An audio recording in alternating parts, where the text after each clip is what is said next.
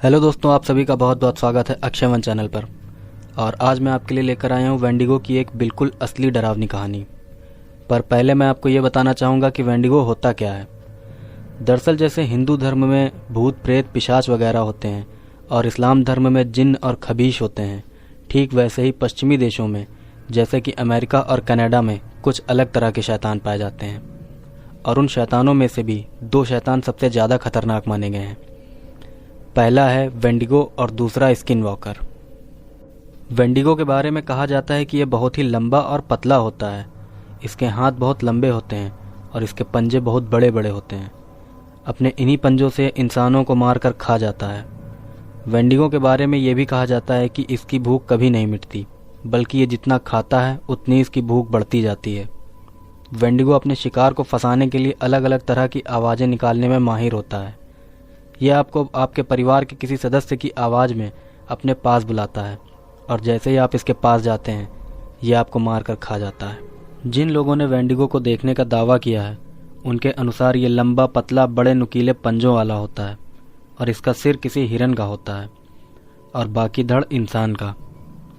इस समय आप अपनी स्क्रीन पर जो फोटो देख रहे हैं वेंडिगो बिल्कुल वैसा ही दिखता है। तो दोस्तों, ये तो हुई डिटेल वेंडिगो के बारे में, और अब मैं आपको वेंडिगो की ही एक बिल्कुल सच्ची डरावनी कहानी सुनाता हूँ। मेरा नाम जॉन है और आज मैं आपको अपने साथ घटी एक बिल्कुल सच्ची और बहुत ही भयानक घटना के बारे में बताने जा रहा हूँ, क्योंकि मुझे लगता है कि उस घटना में मेरा सामना एक वेंडिगो से हुआ था। तो घटना कुछ इस तरह है कि आज से लगभग, क्योंकि मेरी जॉब उसी शहर में थी इसलिए मुझे मजबूरन उसी शहर में रहना पड़ रहा था। फिर एक दिन मुझे दूसरे शहर से एक अच्छी जॉब का ऑफ़र आया, तो मुझे लगा कि शायद ये एक अच्छा मौका है इस शहर से पीछा छुड़ाने का। इसलिए मैंने वो दूसरी जॉब पकड़ ली और अब मैं अपने ऑकलैंड वाले पुराने घर को बेचकर दूसरे शहर में एक नया घर लेने की सोच रहा था। लेकिन मैंने सोचा कि अगर उस दूसरे शहर में भी क्राइम बढ़ गया तो मैं अपने परिवार की सेफ्टी के लिए क्या करूँगा। इसीलिए मैंने फ़ैसला लिया कि मैं अपने ऑकलैंड वाले घर को बेचकर अपना नया घर किसी पहाड़ी इलाके में जंगल के पास शहरी आबादी से दूर लूँगा, ताकि मेरा परिवार शहर से दूर रहे और मेरे परिवार पर किसी भी तरह का कोई खतरा ना हो। फिर मैंने अपना पुराना घर बेचकर एक पहाड़ी इलाके में नया घर ले लिया। ये नया घर हमारे पुराने घर से साइज में बिल्कुल डबल था और मज़े की बात ये कि ये नया घर हमारे पुराने घर से दाम में बिल्कुल आधा था। हमें बहुत कम पैसों में बहुत बड़ी प्रॉपर्टी मिल गई थी। फिर एक दिन वो एजेंट जिसने हमें ये घर दिलाया था, उससे मैंने पूछा कि इस घर के पुराने मालिक कहाँ गए, तो उसने मुझसे कहा कि वो इस घर को छोड़कर चले गए। एजेंट की ये बात सुनकर मैं सोच में पड़ गया कि आखिर कोई इतने बड़े और सुंदर घर को छोड़कर कैसे जा सकता है। लेकिन मैंने इस बात पर ज़्यादा दिमाग नहीं लगाया और अपनी बीवी को लेकर मैं इसी नए घर में शिफ्ट हो गया। हमारे इस नए घर के पीछे एक छोटी नदी बहती थी और उस नदी के दूसरी तरफ घना जंगल था। और जैसा कि मैं चाहता था, हमारे घर से मीलों दूर तक कोई भी इंसान नहीं रहता था। जिस समय हम उस नए घर में शिफ्ट हुए उस समय गर्मी का मौसम चल रहा था। हमारे उस नए घर में शिफ्ट होने के 3 महीने तक तो हमारे साथ कोई भी अजीब घटना नहीं हुई, लेकिन जैसे ही ठंड का मौसम शुरू हुआ वैसे ही हमारे घर के पीछे वाले जंगल से अजीब तरह की आवाज़ें आना शुरू हो गईं। और तो और रात के वक्त वो आवाज़ें आने पर जब मैं अपने घर की खिड़की से उस जंगल की तरफ देखता तो मुझे उस जंगल के अंधेरे में अजीब सी रोशनियां दिखाई देती थीं। वो रोशनियां ऐसी लगती थीं जैसे 2 पीले बल्ब जल रहे हों। उन रोशनियों को देखकर और उन आवाज़ों को सुनकर मैं और मेरी बीवी बहुत डर जाते थे। अब मुझे ऐसा लगने लगा था कि शायद मैंने यह घर खरीदकर गलती कर दी। लेकिन पिछली रात को मेरे साथ जो हुआ उसके बाद मुझे ये पक्का यकीन हो गया कि यह घर खरीदकर मैंने कोई छोटी मोटी भूल नहीं बल्कि बहुत बड़ी गलती कर दी है। दरअसल पिछली रात को जब मैं ऑफिस से घर आया तो मेरी बीवी ने मुझसे कहा कि दिन ढलते ही घर के पीछे वाले जंगल से अजीब अजीब सी आवाज़ें आना शुरू हो जाती हैं, जिन्हें सुनकर मैं बहुत डर जाती हूँ। अपनी बीवी की ये बात सुनकर मैंने उससे कहा कि तुम उन आवाज़ों पर ध्यान ही मत दिया करो और रात के वक्त कभी भी घर के बाहर मत निकला करो। अपनी बीवी से इतना बोलने के बाद मैं कमरे में जाकर टीवी देखने लगा। टीवी देखते वक्त भी मैं यही सोच रहा था कि क्या मुझे अब यह घर भी बेचकर दूसरा घर लेना पड़ेगा। मैं यही सब सोच ही रहा था कि तभी मेरा कुत्ता बहुत ज़ोर ज़ोर से भौंकने लगा। शायद मैंने आपको बताया नहीं कि मेरे घर में एक कुत्ता भी पला है। वैसे भी हम अमेरिकन को कुत्तों से बहुत ज़्यादा लगाव होता है। खैर, मैं जब अपने कुत्ते के पास गया तो मैंने देखा कि वो जंगल की तरफ देखकर भौंक रहा है। मुझे लगा कि शायद उसे टॉयलेट करने के लिए बाहर जाना होगा, इसलिए मैंने उसे घर के बाहर कर दिया। लेकिन घर के बाहर निकलते ही मेरा कुत्ता भौंकते हुए जंगल की तरफ भागने लगा। मेरा कुत्ता उसी तरफ भाग रहा था जिस तरफ मुझे रात के वक्त वो पीली रोशनियां दिखाई देती थीं। फिर भागते भागते वो उसी छोटी नदी के पास चला गया जिसके दूसरी तरफ घना जंगल था। फिर मैं भी एक टॉर्च लेकर अपने कुत्ते के पीछे भागने लगा। उस रात बहुत ठंड हो रही थी और मैं सोच रहा था कि इतनी ठंड में ये बेवकूफ़ कहाँ भागा जा रहा है। मैं अपनी टॉर्च की लाइट अपने कुत्ते पर लगाए उसके पीछे भाग रहा था। भागते भागते मैंने देखा कि वो उस छोटी सी नदी को पार करके दूसरी तरफ जंगल में चला गया है। फिर मैं भी उस नदी से होते हुए जंगल में चला गया। मैं जंगल के थोड़ा अंदर गया ही था कि तभी मुझे एक बहुत जोर की चीख सुनाई दी। वो चीखने की आवाज़ बहुत ही अजीब और भयानक थी। ऐसी चीखने की आवाज़ मैंने अपनी ज़िंदगी में पहली बार सुनी थी। उस भयानक चीख को सुनकर मैं जहाँ था वहीं खड़ा रह गया। फिर एकदम से मेरा कुत्ता भागकर मेरे पास आया और मेरे पीछे दुबककर खड़ा हो गया। वो बहुत डरा हुआ था। ऐसा लग रहा था जैसे उसने कोई बहुत ही भयानक चीज़ देख ली हो। फिर मैंने अपनी टॉर्च की लाइट जंगल की तरफ घुमाई, ये देखने के लिए कि आखिर वो चीखने की आवाज़ कहाँ से आई थी। मैंने अपनी टॉर्च जंगल की तरफ ही की थी कि तभी मुझे एक और बहुत ही अजीब आवाज़ सुनाई दी, जिसे सुनकर मैं बिल्कुल दहल गया। दरअसल वो आवाज़ मेरी बीवी की थी और वो आवाज़ जंगल के अंधेरे हिस्से से आ रही थी। मुझे ऐसा लगा जैसे मेरी बीवी मुझसे कह रही हो कि जॉन, यहाँ आओ जॉन, मैं यहाँ हूँ, क्या तुम मेरी मदद नहीं करोगे? देखो मुझे चोट लगी है। मैं सच कह रहा हूँ, उस आवाज़ को सुनकर मैं जितना हैरान था उतना ही ज़्यादा मैं डरा हुआ भी था, क्योंकि मुझे पता था कि मेरी बीवी मेरे घर में है। लेकिन मेरी समझ में ये नहीं आ रहा था कि अगर मेरी बीवी घर में है तो इस अंधेरे जंगल में कौन है जो मेरी बीवी की आवाज़ निकाल रहा है। फिर दोबारा मुझे अपनी बीवी की आवाज़ सुनाई दी, लेकिन इस बार मैंने बहुत फुर्ती से अपनी टॉर्च उस तरफ घुमाई जिस तरफ से आवाज़ आ रही थी। फिर बस 1 सेकंड के लिए मैंने उसे टॉर्च की रोशनी में देखा और फिर वो एकदम से अंधेरे में कहीं गायब हो गया। उसकी लंबाई लगभग 8 फुट थी। वो 2 पैरों पर चलने वाले किसी इंसान जैसा लग रहा था, लेकिन वो इंसान नहीं था क्योंकि उसका सर हिरन का था और उसके सर पर सींग भी निकले हुए थे। उसके हाथ बहुत लंबे थे और उसके पंजे बहुत बड़े और नुकीले थे। उस शैतान को देखकर मुझे कितना डर लगा ये बताने के लिए मेरे पास शब्द नहीं है। फिर मैं अपनी पूरी ताकत लगा के अपने घर की तरफ भागा। भागते हुए मैं उस छोटी नदी में गिर पड़ा। उस नदी के पानी में भीगकर मैं बिल्कुल जमने लगा था। मुझे बेहोशी सी आने लगी थी, लेकिन मैंने किसी तरह से अपने आप पर काबू किया और जल्दी से भागकर अपने घर पहुंच गया। घर के अंदर जाकर मैंने दरवाज़ा अंदर से बंद कर लिया। फिर मेरी बीवी मेरे पास आ गई और उसने मुझे देखकर कहा कि अरे तुम्हें क्या हुआ? तो मैंने उसे सारी बात बता दी। मेरी बात सुनकर मेरी बीवी बहुत डर गई और उसने जिद पकड़ ली कि हम अगले ही दिन इस घर को छोड़कर चले जाएंगे। फिर उस घटना के बाद मैंने इंटरनेट पर उस शैतान के बारे में पता किया तो मुझे पता चला कि इसी से मिलता जुलता एक शैतान पूरे अमेरिका और आसपास की जगहों पर पाया जाता है और उसका नाम है वेंडिगो। अब मैं अपनी बीवी के साथ एक किराए के घर में रह रहा हूँ और अपने उस जंगल वाले घर के लिए एक खरीदार भी ढूंढ रहा हूँ।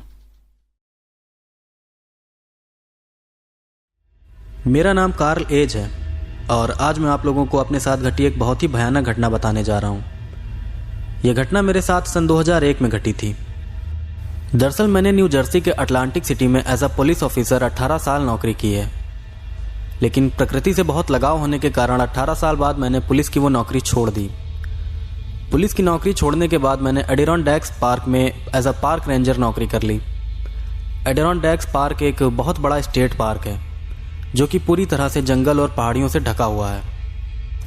एडिरोनडेक्स पार्क में काम करते हुए मैं वहीं बने एक अपार्टमेंट में अपने बाकी साथी रेंजर्स के साथ रहता था। वहीं पर मेरी मुलाकात जो नाम के एक रेंजर से हुई। जो कि 20 साल से उस पार्क में फॉरेस्ट रेंजर का काम कर रहा था। वो बहुत ही अच्छा इंसान था और मेरी उससे बहुत अच्छी दोस्ती हो गई थी। हम दोनों अक्सर खाली टाइम में साथ में बैठकर शराब पीते थे और बातें करते थे। फिर इसी तरह एक दिन मैं और जो साथ में बैठे शराब पी रहे थे और इधर उधर की बातें कर रहे थे। तभी थोड़ी देर चुप रहने के बाद जो ने मुझसे पूछा कि कार्ल, क्या तुम भगवान को मानते हो? मैं एक कैथोलिक क्रिश्चियन हूँ, इसलिए मैंने कहा हाँ, मैं मानता हूँ। मेरी बात सुनकर जो ने कहा कि मैं भगवान के बारे में तो ज़्यादा कुछ नहीं जानता, लेकिन शैतान के बारे में मैं जानता हूँ। वो इन घने जंगलों में रहता है और मैंने उसे देखा भी है। जो की ये बात सुनकर मुझे हंसी आ गई। मुझे लगा कि शायद जो को ज़्यादा चढ़ गई है, लेकिन तभी वो मुझे बहुत सीरियस होकर घूरने लगा।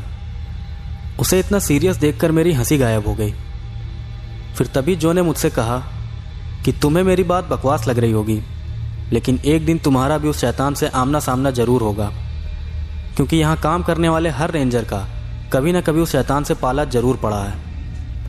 जो कि ये बात सुनकर मुझे बहुत अजीब लगा।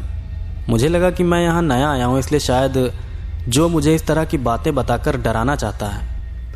खैर, मैंने उसकी बातों पर ज़्यादा ध्यान नहीं दिया। फिर इसी तरह दिन बीतते गए और धीरे धीरे अब मुझे वहाँ पर काम करते हुए काफ़ी अच्छा लगने लगा था। फिर तभी सन 2001 के अगस्त महीने की एक रात के 10 बजे हमारे पास एक इमरजेंसी कॉल आई। वो कॉल एक हस्बैंड वाइफ की थी जो उस पार्क में फुल नाइट कैंपिंग के लिए आए हुए थे। उन्होंने कॉल पर बताया कि वो लोग खाना खाकर अपने टेंट में लेटे हुए थे कि तभी न जाने कैसे टेंट के अंदर से उनकी 6 साल की बेटी अचानक कहीं गायब हो गई। उन्होंने बताया कि वो लोग नींद में थे और फिर एकदम से किसी आवाज़ से उनकी आंख खुली तो उन्होंने देखा कि टेंट का जिपर खुला हुआ है और उनकी बेटी अपने स्लीपिंग बैग से गायब है। उन्होंने उसे टेंट के आसपास ढूंढने की भी बहुत कोशिश की, लेकिन वो अपनी बेटी को नहीं ढूंढ सके। फिर उस कॉल के तुरंत बाद ही मैंने और मेरे साथी रेंजर्स ने उस बच्ची को रेस्क्यू करने की तैयारी शुरू कर दी। हमने अपनी यूनिफॉर्म पहनी और अपने ज़रूरी इक्विपमेंट्स अपने साथ लिए। इक्विपमेंट्स जैसे फ्लैश लाइट, पिस्टल और पोर्टेबल रेडियो। फिर हम लोग उन हस्बैंड वाइफ की बताई हुई लोकेशन की तरफ निकल गए। मुझे मिलाकर कुल 4 रेंजर उस बच्ची के रेस्क्यू के लिए गए हुए थे। उस घने जंगल में जाकर हम चारों रेंजर्स अलग अलग होकर उस बच्ची को ढूंढने लगे। हम लोगों को उस बच्ची को ढूंढते हुए लगभग 1 घंटा बीत चुका था। फिर 1 घंटे बाद ही मेरी फ्लैश लाइट की रोशनी किसी चीज़ पर पड़ी। जब मैंने पास जाकर देखा तो पता चला कि वो उस बच्ची का एक हाथ था जो कि पूरी तरह से खून से सना हुआ था। उस बच्ची का वो हाथ देखकर मैं बिल्कुल दहल गया। फिर मैंने तुरंत ही अपनी पिस्टल निकाल ली। मैं सोचने लगा कि ये किसका काम हो सकता है, किसी भालू का या किसी माउंटेन लायन का। मैं यही सब सोच ही रहा था कि तभी मुझे अपने से कुछ मीटर की दूरी पर से कुछ आवाज़ें सुनाई थी। वो आवाज़ें ऐसी थी जैसे कोई बड़ा शिकारी जानवर अपने शिकार की हड्डियां चबा रहा हो। फिर मैंने तुरंत अपनी फ्लैशलाइट उस आवाज़ की तरफ घुमा दी। इसके बाद मैंने अपने फ्लैशलाइट की रोशनी में कुछ ऐसा देखा जिसे मैं अपनी सारी ज़िंदगी चाह कर भी कभी भुला नहीं पाऊंगा। दरअसल मैंने फ्लैशलाइट की रोशनी में देखा कि एक 8 फीट लंबा अजीब सा भयानक जीव उस बच्ची के शरीर के टुकड़ों को चबा रहा था। वो जीव दिखने में बहुत अजीब था। उसका शरीर बहुत पतला और लंबा था। उसके पैर किसी घोड़े के जैसे थे, लेकिन उसके हाथ बिल्कुल इंसानों जैसे थे। उसके हाथों की उंगलियां बहुत लंबी और नुकीले पंजों वाली थीं। उसका सिर किसी बड़े से हिरन जैसा था। उसका मुंह बड़े और नुकीले दांतों से भरा हुआ था और उसकी आंखें पीले रंग की थीं, बिल्कुल पीले रंग के जलते हुए बल्ब जैसी। वो शैतान किसी इंसान की तरह 2 पैरों पर खड़ा होकर मांस के लोथड़ों को चबा रहा था। फिर फ्लैशलाइट की रोशनी पड़ने के कुछ सेकंड बाद ही वो शैतान अजीब सी आवाज़ें निकालते हुए मेरी तरफ बढ़ने लगा। उस शैतान को अपनी तरफ आते देख मैंने चिल्लाते हुए अपने पिस्टल की सारी गोलियां उस शैतान पर दाग दी। पिस्टल की सारी गोलियां खत्म होने के बाद जंगल में बिल्कुल सन्नाटा हो गया। अब वो शैतान भी अपनी जगह से गायब हो चुका था। फिर गोलियों की आवाज़ सुनकर मेरे साथी रेंजर भी मेरे पास आ गए। उन्होंने मुझसे पूछा कि क्या हुआ, तुमने गोलियां किस पर चलाई? मेरी समझ में ही नहीं आ रहा था कि मैं अपने साथी रेंजर्स को क्या बताऊं कि मैंने क्या देखा था। मैंने उनसे कह दिया कि वो एक माउंटेन लायन था जो उस बच्ची को मार कर खा रहा था। इसके बाद हमने उस बच्ची की डेड बॉडी उसके घर वालों को सौंप दी। फिर इस घटना के अगले ही दिन मैंने फॉरेस्ट रेंजर की वो जॉब भी छोड़ दी।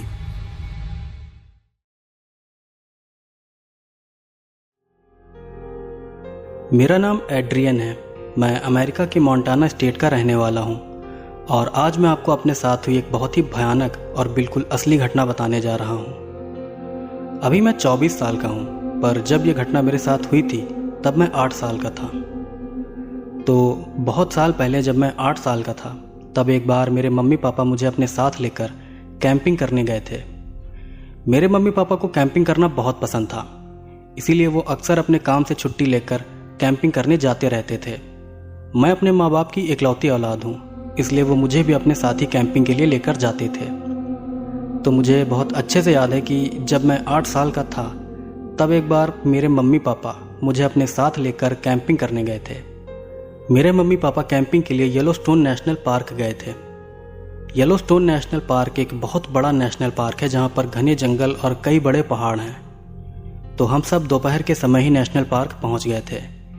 मेरे मम्मी पापा ने जंगल के काफ़ी अंदर जाकर टेंट लगाया और साथ ही उन्होंने रात को कैंप फायर जलाने के लिए लकड़ियाँ भी इकट्ठा कर ली।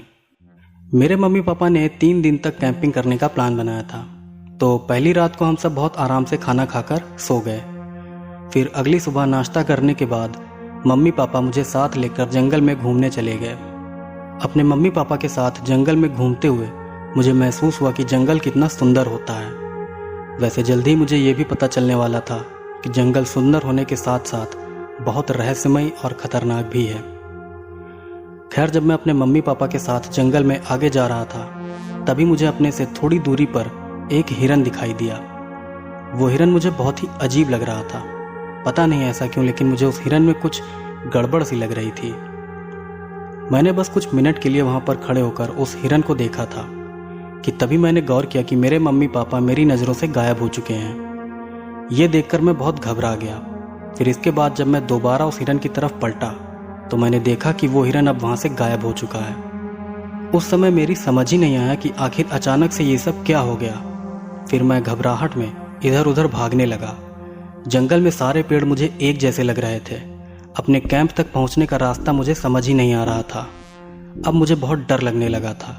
मैं सोच रहा था कि शायद अब मैं अपने मम्मी पापा को कभी नहीं देख पाऊंगा। यही सब सोचकर मैं रोने लगा और रोते रोते मैं अपनी मम्मी पापा को आवाज़ लगाने लगा, लेकिन किसी ने भी मेरी आवाज़ का कोई जवाब नहीं दिया। फिर जंगल में यहाँ वहाँ भटकते भटकते शाम होने लगी। अब हल्का हल्का अंधेरा होना शुरू हो चुका था और जंगल में अकेले होने के डर से मेरा कलेजा बैठा जा रहा था।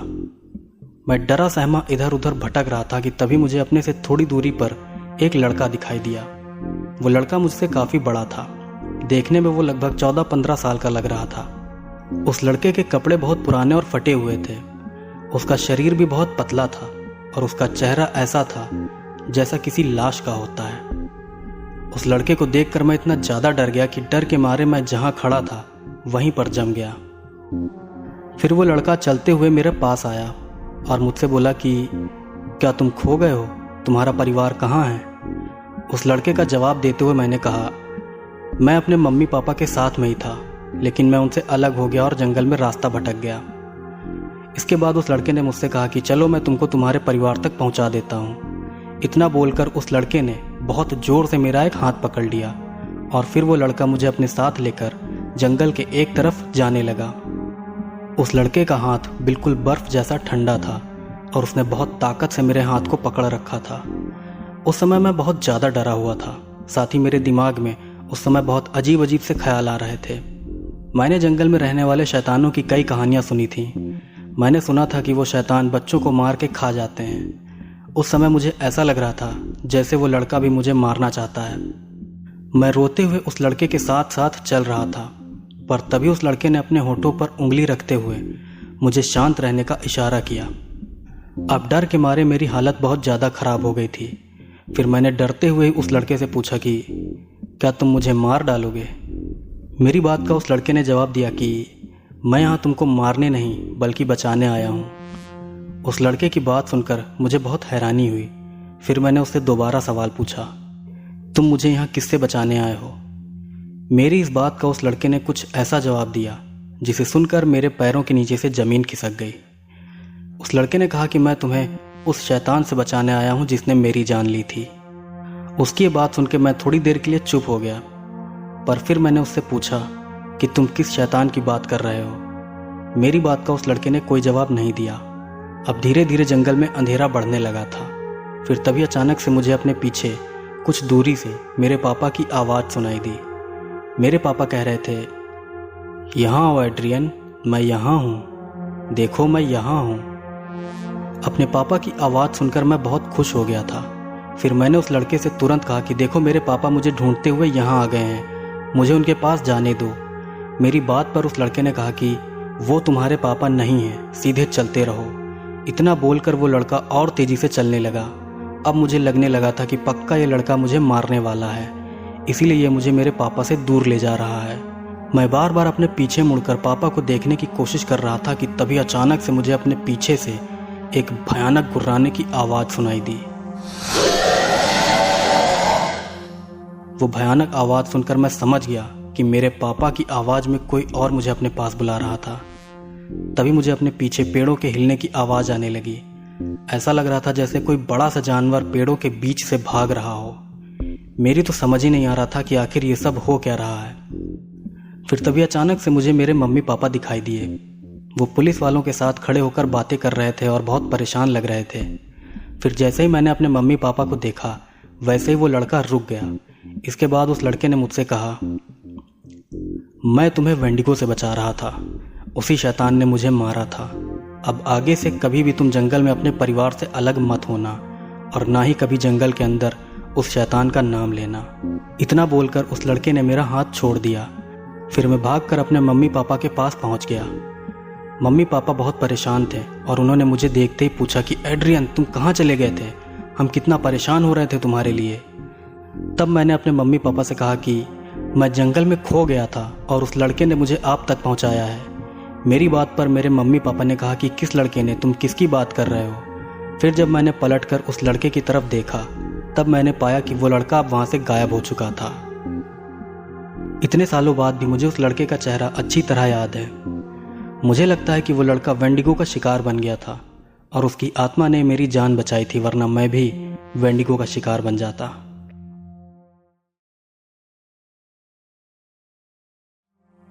आज मैं आप लोगों को एक ऐसी भयानक घटना बताऊंगा जिसमें मेरे भाई, मेरे पापा और मेरे दादाजी का सामना एक बहुत ही अजीब जीव या कहें कि शैतान से हो गया था। मैं 19 साल का हूं और यह घटना मेरे साथ साल 2020 के दिसंबर महीने में घटी थी। तब एक बार मेरे दादाजी, मेरे पापा, मेरा बड़ा भाई और हम चारों लोग पेंसिल्वेनिया के जंगल में हिरणों का शिकार करने गए थे। हम लोग दोपहर के 4 बजे जंगल पहुंच गए थे। हमने जंगल के काफ़ी अंदर जाकर टेंट लगाया और फिर हम शिकार करने के लिए अपनी बंदूकें तैयार करने लगे। मेरे दादाजी टेंट लगा रहे थे और रात के खाने की तैयारी कर रहे थे, जबकि मेरे पापा, मेरा भाई और हम लोग हिरणों का शिकार करने के लिए अपनी अपनी राइफल लेकर जंगल में अंदर चले गए थे। हम सब 4:30 बजे तक शिकार करने के लिए निकल गए थे। हालांकि शाम होने में ज़्यादा समय बाकी नहीं था, लेकिन तब भी हमने सोचा कि शायद हमारी किस्मत अच्छी हो और कोई हिरन ही हमारे हाथ लग जाए। यही सोचकर हम तीनों लोग दबे पांव जंगल में आगे बढ़ रहे थे। फिर जंगल में थोड़ा अंदर जाते ही हमको कई हिरणों के पैरों के निशान और उनकी पॉटी दिखाई दी। उन हिरणों के पैरों के निशान वहां से 2 रास्तों पर बटे हुए थे। तो हिरणों के पैरों के एक निशान के पीछे मेरे पापा और बड़ा भाई चले गए और दूसरे पैरों के निशान के पीछे मैं चला गया। मैं हिरणों के पीछे पीछे जंगल में अंदर जा रहा था। मेरे आगे बढ़ने के साथ ही जंगल भी बहुत घना होता जा रहा था। फिर आगे जाकर मैंने थोड़ा आराम करने की सोची और फिर मैं वहीं पर एक पेड़ के नीचे बैठकर बोतल से पानी पीने लगा। मैं वहां बैठा पानी पी ही रहा था कि तभी मैंने महसूस किया कि मेरे चारों तरफ का जंगल बिल्कुल शांत हो गया है। जंगल का इस तरह से शांत हो जाना मुझे बहुत ही अजीब लगा। फिर तभी अचानक से मुझे किसी के चलने की आवाज़ आने लगी। वो आवाज़ किसी हिरन के चलने की नहीं लग रही थी, बल्कि वो किसी इंसान के चलने की आवाज़ लग रही थी। किसी 2 पैरों पर चलने वाले जीव की आवाज़ लग रही थी। जमीन पर पड़े सूखे पत्तों और पेड़ की टहनियों को कुचलते हुए कोई मेरे करीब आ रहा था। साथ ही अचानक से वहाँ पर सड़े मांस की बहुत तेज़ बदबू भी आने लगी थी। कुछ देर तक मुझे अपने आसपास किसी के चलने की आवाज़ सुनाई दी, पर उसके बाद वो आवाज़ बंद हो गई। फिर तभी अचानक मुझे ऐसा लगने लगा कि जैसे कोई मुझ पर नज़र रखे हुए है। वैसे तो मैं जल्दी डरता नहीं हूँ, लेकिन उस समय पता नहीं क्यों मुझे बहुत ज़्यादा डर लग रहा था। फिर मैंने तुरंत ही अपनी राइफल उठाई और वापस अपने कैंप की तरफ जाने लगा। उस समय मैं इतना ज़्यादा डरा हुआ था कि कुछ कदम आगे चलने के बाद मैं बार बार अपने पीछे पलटकर देख रहा था। मुझे बार बार ऐसा लग रहा था जैसे कोई मुझ पर नज़र रखे हुए है। फिर मैं अपने कैंप पहुंच गया। उस समय शाम के 6 बज रहे थे और जंगल में काफ़ी अंधेरा भी हो चुका था। कैंप पहुंचकर मैंने देखा कि मेरे दादाजी, मेरे पापा और मेरा बड़ा भाई कैंप फायर के पास बैठकर खाना खा रहे थे। मैं भी जाकर उन सबके साथ ही बैठ गया। मेरे वहाँ बैठते ही दादाजी ने मुझसे पूछा कि क्या तुम्हें जंगल में कोई हिरन मिला? दादाजी की बात पर मैंने कहा कि नहीं, मुझे कोई हिरन नहीं दिखा। जंगल में अचानक सन्नाटा होने और सड़े मांस की बदबू आने वाली बात मैंने अपने परिवार वालों को नहीं बताई। फिर रात का खाना खाकर जब मैं सोने लगा तब मैंने अपने एक अंकल को मैसेज के जरिए जंगल में हुई उस अजीब घटना के बारे में बताया। मेरे वो अंकल 50 साल के थे और उन्होंने अपना काफ़ी लंबा समय जंगल में शिकार करते हुए बिताया था। मैंने उनको मैसेज करके कहा कि अंकल, आज जंगल में शिकार करते समय मेरे साथ एक बहुत ही अजीब घटना हुई है। मेरी बात पर अंकल ने कहा कि तुम्हारे साथ क्या हुआ है, पूरी बात सही से बताओ। तब मैंने अंकल को जंगल में अचानक सन्नाटा होने वाली और सड़े मांस की बदबू आने वाली बात बता दी। मेरी बात सुनकर अंकल थोड़ी देर तक शांत रहे और फिर उन्होंने कहा कि बेटा, मैं तुम्हें एक घटना बताता हूँ जो कि मेरे साथ साल 1999 में शिकार करने के दौरान ही हुई थी। दरअसल साल 1999 में मैं एक बार पेंसिल्वेनिया के ही पाइमर ट्यूनिंग स्टेट पार्क में हिरन का शिकार करने गया था। उस समय मैं हिरन की तलाश में जंगल के काफ़ी अंदर तक चला गया था, लेकिन तब भी मुझे कोई हिरन दिखाई नहीं दिया था। फिर जंगल में काफ़ी पैदल चलने की वजह से मैं थक गया था, इसलिए मैं एक जगह बैठकर आराम करने लगा था। मुझे वहाँ बैठे हुए अभी कुछ मिनट ही बीते थे कि तभी मैंने गौर किया कि अचानक पूरा जंगल शांत हो गया है। साथ ही वहाँ पर बहुत ही गंदी सड़े मांस की बदबू भी आने लगी थी। ये पूरी घटना मुझे बहुत ही अजीब लग रही थी, लेकिन असली भयानक घटना तो अभी होना बाकी ही थी। दरअसल सड़े मांस की बदबू आने के कुछ मिनट बाद ही मुझे एक आवाज़ सुनाई दी, यहाँ आओ बेटा, यहाँ मेरे पास आओ। वो आवाज़ सुनकर मैं बहुत ज़्यादा डर गया था, क्योंकि वो आवाज़ किसी और की नहीं बल्कि मेरी मम्मी की आवाज़ थी, और मेरी मम्मी कई साल पहले ही मर चुकी हैं। वो आवाज़ सुनकर मैं इतना ज़्यादा डर गया था कि मैं तुरंत ही वहाँ से निकल गया। फिर मैं दोबारा कभी भी उस जगह पर शिकार करने नहीं गया। अंकल की ये बात सुनकर मैंने उनसे पूछा कि आखिर वो कौन था जो आपकी मम्मी की आवाज़ में आपको अपने पास बुला रहा था, और आखिर वो आपसे चाहता क्या था। मेरी बात पर अंकल ने कहा कि बेटा, साल 1999 में मेरे साथ हुई उस घटना के बाद मैंने काफ़ी समय तक जंगलों में होने वाली इन अजीब घटनाओं पर रिसर्च की है, और अपनी रिसर्च के आधार पर मैं कह सकता हूँ कि इन घने जंगलों में कई ऐसी चीज़ें भी रहती हैं जो कि बहुत ही रहस्यमयी और ख़तरनाक हैं। चीज़ें जैसे Wendigo, skin walker, flash gate, crawler, Bigfoot, dogman, reptilians वगैरह। इन खतरनाक चीज़ों के बारे में इंसानों को बहुत ही कम जानकारी है, और ये चीज़ें इंसानों के लिए बहुत ही ज़्यादा खतरनाक हैं। अंकल ने मुझे ये भी बताया था कि उस दिन जो चीज़ उनकी मम्मी की आवाज़ में उन्हें अपने पास बुला रही थी वो कुछ और नहीं बल्कि एक वेंडिगो था। अंकल की बातें सुनकर मैं बहुत डर गया था। फिर मैं चुपचाप सो गया। फिर रात को सोते हुए मुझे बहुत भयानक सपना आया। मैंने सपने में देखा कि एक 2 पैरों पर चलने वाला अजीब सा भयानक हिरन मेरा पीछा कर रहा है। फिर जैसे ही सपने में वो हिरन मेरे ऊपर हमला करने वाला था, वैसे ही मेरी नींद खुल गई। नींद से जागते ही मैंने देखा कि मैं पसीने में पूरी तरह से तर हो गया था। साथ ही मैं बहुत ज़्यादा डरा हुआ भी था। मुझे समझ नहीं आया था कि आखिर मैंने सपने में ये सब क्या देखा था। फिर अगली सुबह मैं, मेरे दादा, मेरे पापा और मेरा भाई, हम चारों लोग साथ में हिरन का शिकार करने के लिए चल दिए। हम चारों लोग अपनी अपनी राइफल लेकर जंगल के अंदर अलग अलग दिशाओं में चले गए थे। मैं एक पेड़ के ऊपर जाकर बैठ गया था ताकि मैं वहां से आसानी से किसी हिरन का शिकार कर सकूं।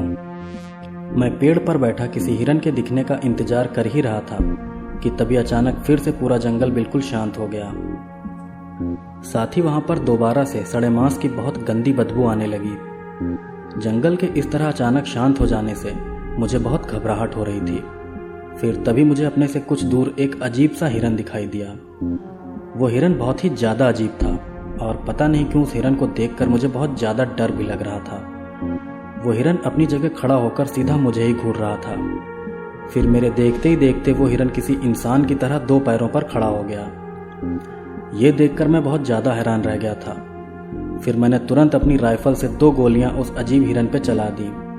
गोलियां लगते ही वो अजीब हिरन किसी इंसान की तरह ही 2 पैरों पर भागते हुए जंगल के और अंदर चला गया।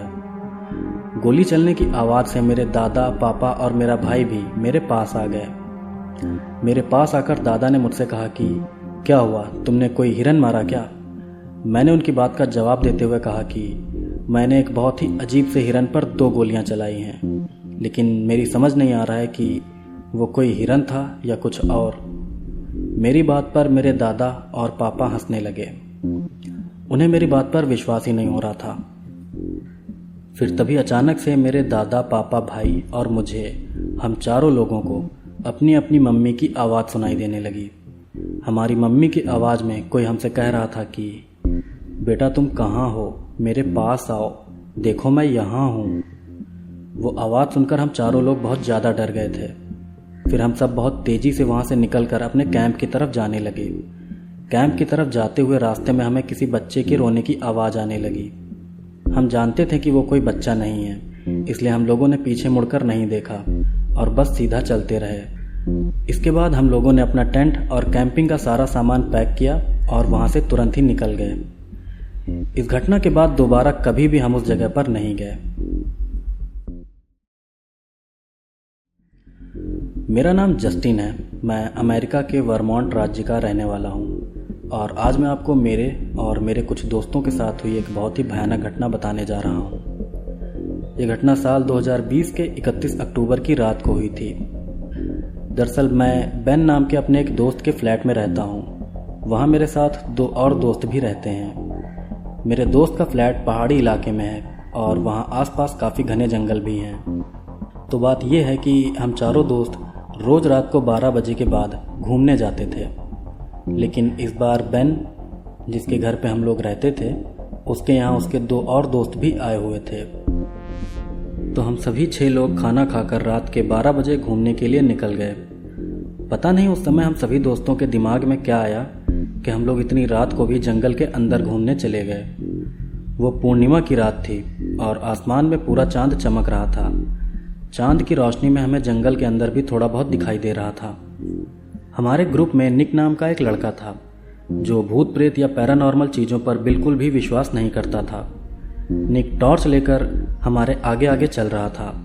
फिर थोड़ा आगे जाते ही निक जोर से बोला कि हे भगवान, ये क्या चीज़ है। निक की बात सुनकर हम सब लोग भी उस तरफ देखने लगे जिस तरफ निक देख रहा था और तब हमने देखा कि हमसे 10 मीटर की दूरी पर एक बहुत ही अजीब सा जीव खड़ा है। वो जीव 8 फुट लंबा था। उसका रंग बिल्कुल सफ़ेद था। उसका शरीर बिल्कुल पतला था और उसकी आंखें चमकदार पीले रंग की थीं।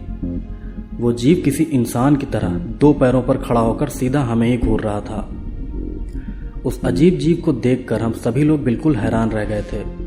फिर हम सबको देखते ही वो जीव बहुत तेज स्पीड से जंगल के अंदर भाग गया। इतनी तेज स्पीड से भागते हुए हमने पहले कभी किसी जानवर को नहीं देखा था। हम लोगों को समझ ही नहीं आया कि आखिर वो जीव था क्या। इसके बाद हम दोस्तों ने तय किया कि हम यहाँ से निकल जाएंगे और दोबारा फिर कभी भी इस जगह पर नहीं आएंगे। हम सब समझ गए थे कि वो जीव पक्का कोई शैतानी जीव है, पर बेन उस अजीब जीव को अच्छे से देखना चाहता था क्योंकि वो किसी भी तरह की पैरानॉर्मल चीज़ पर विश्वास नहीं करता था। बेन ने हम सभी दोस्तों से कहा कि चलो उस जीव के पीछे चलकर देखते हैं कि आखिर वो है क्या, पर हम में से किसी की भी हिम्मत नहीं हो रही थी कि वो उस भयानक जीव का पीछा करे। फिर हम सब वापस अपने फ्लैट की तरफ जाने लगे। हम सब की वजह से बेन को भी हमारे साथ वापस आना पड़ा। इसके बाद हमने उस जीव के बारे में जानकारी जुटानी शुरू की। तब हमें पता चला कि जिस जीव से हमारा सामना हुआ था वो कुछ और नहीं बल्कि एक वेंडिगो था। ये पता चलते ही हमने उस जंगल के आसपास भी जाना छोड़ दिया।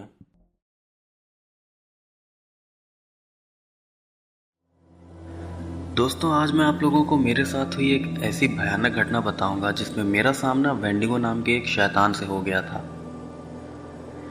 मैं अमेरिका के मिजूरी राज्य का रहने वाला हूं और ये घटना भी मेरे साथ मिजूरी के ओजार्क नाम के पहाड़ पर ही हुई थी।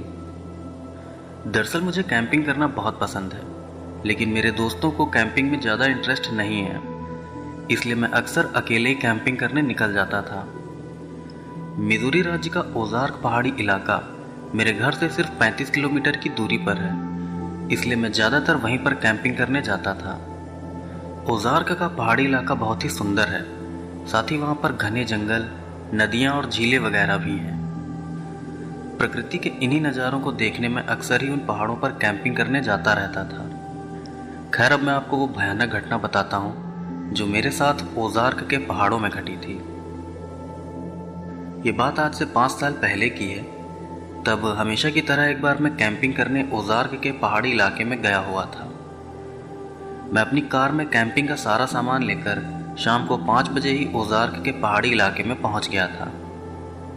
एक और बात दोस्तों कि जब भी मैं कैंपिंग करने जाता था तब मैं अपने साथ एक गन जरूर ले जाता था, क्योंकि जंगल में कई तरह के खतरनाक जानवर भी रहते हैं, इसलिए ऐसे हालात में मेरा अकेले रहना मेरे लिए बहुत घातक हो सकता है। इसलिए मुझे अपनी सुरक्षा का ध्यान भी रखना पड़ता था। तो उस रोज़ मैं शाम को 5 बजे ओजार्क के जंगल पहुंच गया था। फिर जंगल में थोड़ा अंदर जाकर मैंने कैंप लगाने के लिए एक सही जगह भी ढूंढ ली। टेंट लगाने और आग जलाने के लिए लकड़ियां जमा करने में मुझे थोड़ा टाइम लग गया था। फिर रात होते ही मैंने टेंट से अंधेरा होने पर कैंप फायर जला ली। इसके बाद रात का खाना खाकर मैं अपने टेंट में सोने चला गया और यहीं से मेरे साथ अजीब घटनाएं शुरू हो गईं। दरअसल जब मैं टेंट में सो रहा था तभी अचानक न जाने किस वजह से मेरी नींद खुल गई। जब मैंने अपने मोबाइल में टाइम देखा तो उस समय रात के 11 बज रहे थे। फिर नींद खुलते ही मैंने गौर किया कि मेरे टेंट के आसपास किसी के चलने की आवाज़ आ रही है। उस आवाज़ को सुनकर मैं घबरा गया था। फिर तभी मैंने ये भी ध्यान दिया कि उस समय जंगल बिल्कुल शांत हो गया था। मतलब उस समय कीड़े मकोड़ों की भी आवाज़ें नहीं आ रही थीं। वो सन्नाटा बहुत ही डरा देने वाला था। मैंने जंगल में काफ़ी समय बिताया है, इसलिए मैं जानता था कि जंगल में इस तरह का सन्नाटा तभी होता है जब कोई खतरनाक शिकारी जानवर आपके आसपास मौजूद हो। उस समय मुझे यही लगा कि शायद कोई माउंटेन लायन यानी कि पहाड़ी शेर मेरे टेंट के पास आ गया है। वैसे मेरे पास गन थी, इसलिए मुझे इस बात से ज़्यादा डर नहीं लग रहा था, लेकिन मैं यही सोच रहा था कि वो माउंटेन लायन मेरे टेंट से दूर चला जाए, क्योंकि मैं बिना वजह किसी जानवर को गोली नहीं मारना चाहता था। लेकिन एक बात यह भी तय थी कि अगर वो माउंटेन लायन मुझ पर हमला करता तो मैं पक्का उसकी जान ले लेता। खैर, फिर मैं आधे घंटे तक अपने टेंट में ऐसे ही बैठा रहा। अब मेरे टेंट के पास से किसी के चलने की आवाज़ आना भी बंद हो चुकी थी। मैंने सोचा कि शायद वो माउंटेन लायन यहाँ से चला गया है, लेकिन जंगल में अभी भी सन्नाटा फैला हुआ था। फिर जब काफ़ी देर तक जंगल की आवाज़ वापस नहीं आई तब मैं अपनी गन और एक टॉर्च लेकर टेंट के बाहर निकल आया। मैं बहुत ही सावधानी से अपने टेंट के बाहर आया था। मैं जानता था कि ये माउंटेन लायन बहुत ही खतरनाक होते हैं और ये किसी भी तरफ से मुझ पर अचानक हमला कर सकते हैं। फिर टेंट से बाहर आकर मैंने अपनी टॉर्च जलाई और बहुत ही ध्यान से मैं जंगल में इधर उधर देखने लगा। मैंने सोचा था कि अगर मुझे कोई माउंटेन लायन दिखाई देगा तो मैं हवाई फायर करके उसे डरा दूंगा, जिससे वो मेरे कैंप से दूर भाग जाएगा। फिर इधर उधर नज़र घुमाते हुए मुझे अपने टेंट से कुछ दूरी पर एक जीव दिखाई भी दिया, लेकिन वो जीव कोई माउंटेन लायन नहीं था, बल्कि वो एक अजीब सा आदमी था। वो आदमी एक पेड़ के पीछे छुपा हुआ था। मैं ठीक से उस आदमी को देख तो नहीं पा रहा था, मगर एक बात मैं समझ गया था कि वो आदमी बहुत पतला और बहुत ही लंबा है। उस आदमी को देखकर मैं बहुत हैरान था। मैं सोच रहा था कि आखिर कोई इंसान इतना लंबा कैसे हो सकता है। दोस्तों, यहाँ पर एक और बात मैं आप लोगों को बता देना चाहूँगा कि जब मेरे साथ ये घटना हुई थी उस समय मैं किसी भी तरह की पैरानॉर्मल या सुपरनैचुरल चीज़ों पर बिल्कुल भी विश्वास नहीं करता था। तो अब स्टोरी पर वापस आते हैं। तो जब मुझे अपने टेंट के पास वो लंबा और अजीब सा आदमी दिखाई दिया तब मुझे यही लगा कि शायद ये कोई पागल या नशेड़ी आदमी है जो मुझे लूटने के इरादे से मेरे टेंट के पास आया है। यही सोचकर मैंने चिल्लाते हुए उस आदमी से कहा कि मुझे परेशान करने की सोचना भी मत, मेरे पास गन है और अगर ज़रूरत पड़ी तो मैं इसका इस्तेमाल करने से पीछे भी नहीं हटूंगा। इसलिए तुम्हारी भलाई इसी में है कि तुम यहाँ से चले जाओ। फिर मेरे इतना बोलने के बाद ही वो अजीब आदमी जंगल के अंदर भाग गया। वो आदमी बहुत ही अजीब तरह से भाग रहा था। ऐसा लग रहा था कि जैसे उसके शरीर की सारी हड्डियां टूटी हुई हैं। वैसे काफ़ी अंधेरा होने की वजह से मैं उस आदमी को सही से देख तो नहीं पाया था, लेकिन एक बात तो पक्की थी कि वो आदमी था बहुत ही अजीब। वैसे भी वो आदमी इतनी रात को जंगल के अंदर भागा था, ये बात भी मुझे बहुत ही अजीब लगी थी।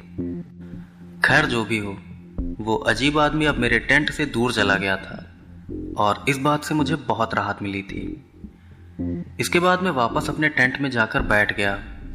मुझे बहुत नींद आ रही थी, लेकिन मैं सोना नहीं चाहता था क्योंकि मैं जानता था कि वो आदमी जंगल के अंदर गया है और वो कभी भी वापस मेरे टेंट के पास आ सकता है।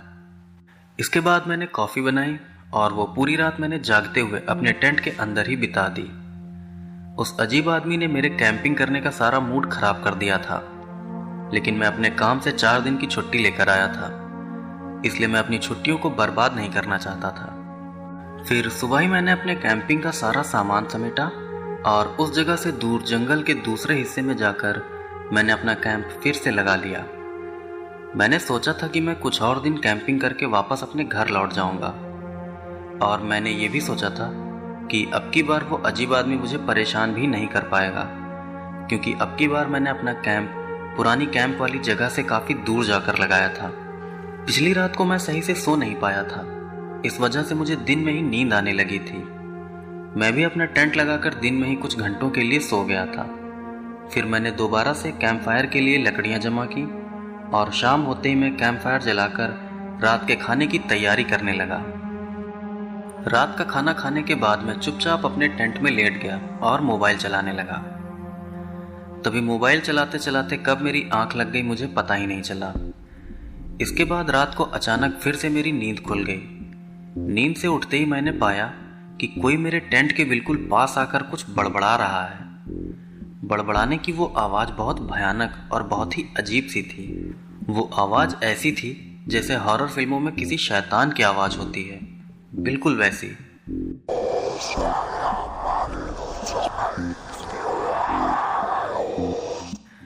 उस भयानक आवाज़ को सुनकर मेरे शरीर के सारे रोए खड़े हो गए थे। मैं जानता था कि मेरे थोड़ा हिलने की आवाज़ से भी बाहर खड़े उस शैतान या अजीब जीव को ये पता चल जाएगा कि मैं नींद से जाग गया हूँ। और ऐसा हुआ भी, क्योंकि जैसे ही मैंने करवट बदली वैसे ही टेंट के बाहर से आ रही बड़बड़ाने की वो आवाज़ बंद हो गई। अब मेरे टेंट के बाहर खड़े उस जीव को ये पता चल चुका था कि मैं जाग गया हूँ। उस समय मुझे बहुत दहशत सी हो रही थी। मैं नहीं जानता था कि मेरे टेंट के बाहर कोई जानवर है या कोई पागल इंसान, लेकिन बात चाहे जो भी हो, मुझे अपनी सेफ्टी का ध्यान तो रखना ही था। इसलिए मैंने तुरंत ही अपनी गन निकाल ली। मेरे पास ग्लॉक 17 9mm पिस्टल थी, जो कि बहुत ही खतरनाक गन होती है। फिर मैं गन अपने हाथ में लेकर अपने बाईं तरफ टेंट की दीवार को देखने लगा, क्योंकि बड़बड़ाने की वो आवाज़ उसी तरफ से आ रही थी। लेकिन मेरे थोड़ा हिलते डुलते ही बाहर से आ रही वो आवाज़ भी बंद हो गई थी। अब जंगल में बिल्कुल सन्नाटा फैला हुआ था। वो सन्नाटा बहुत ही भयानक था और मुझे इस बात का कोई अंदाज़ा भी नहीं था कि आगे क्या होने वाला है।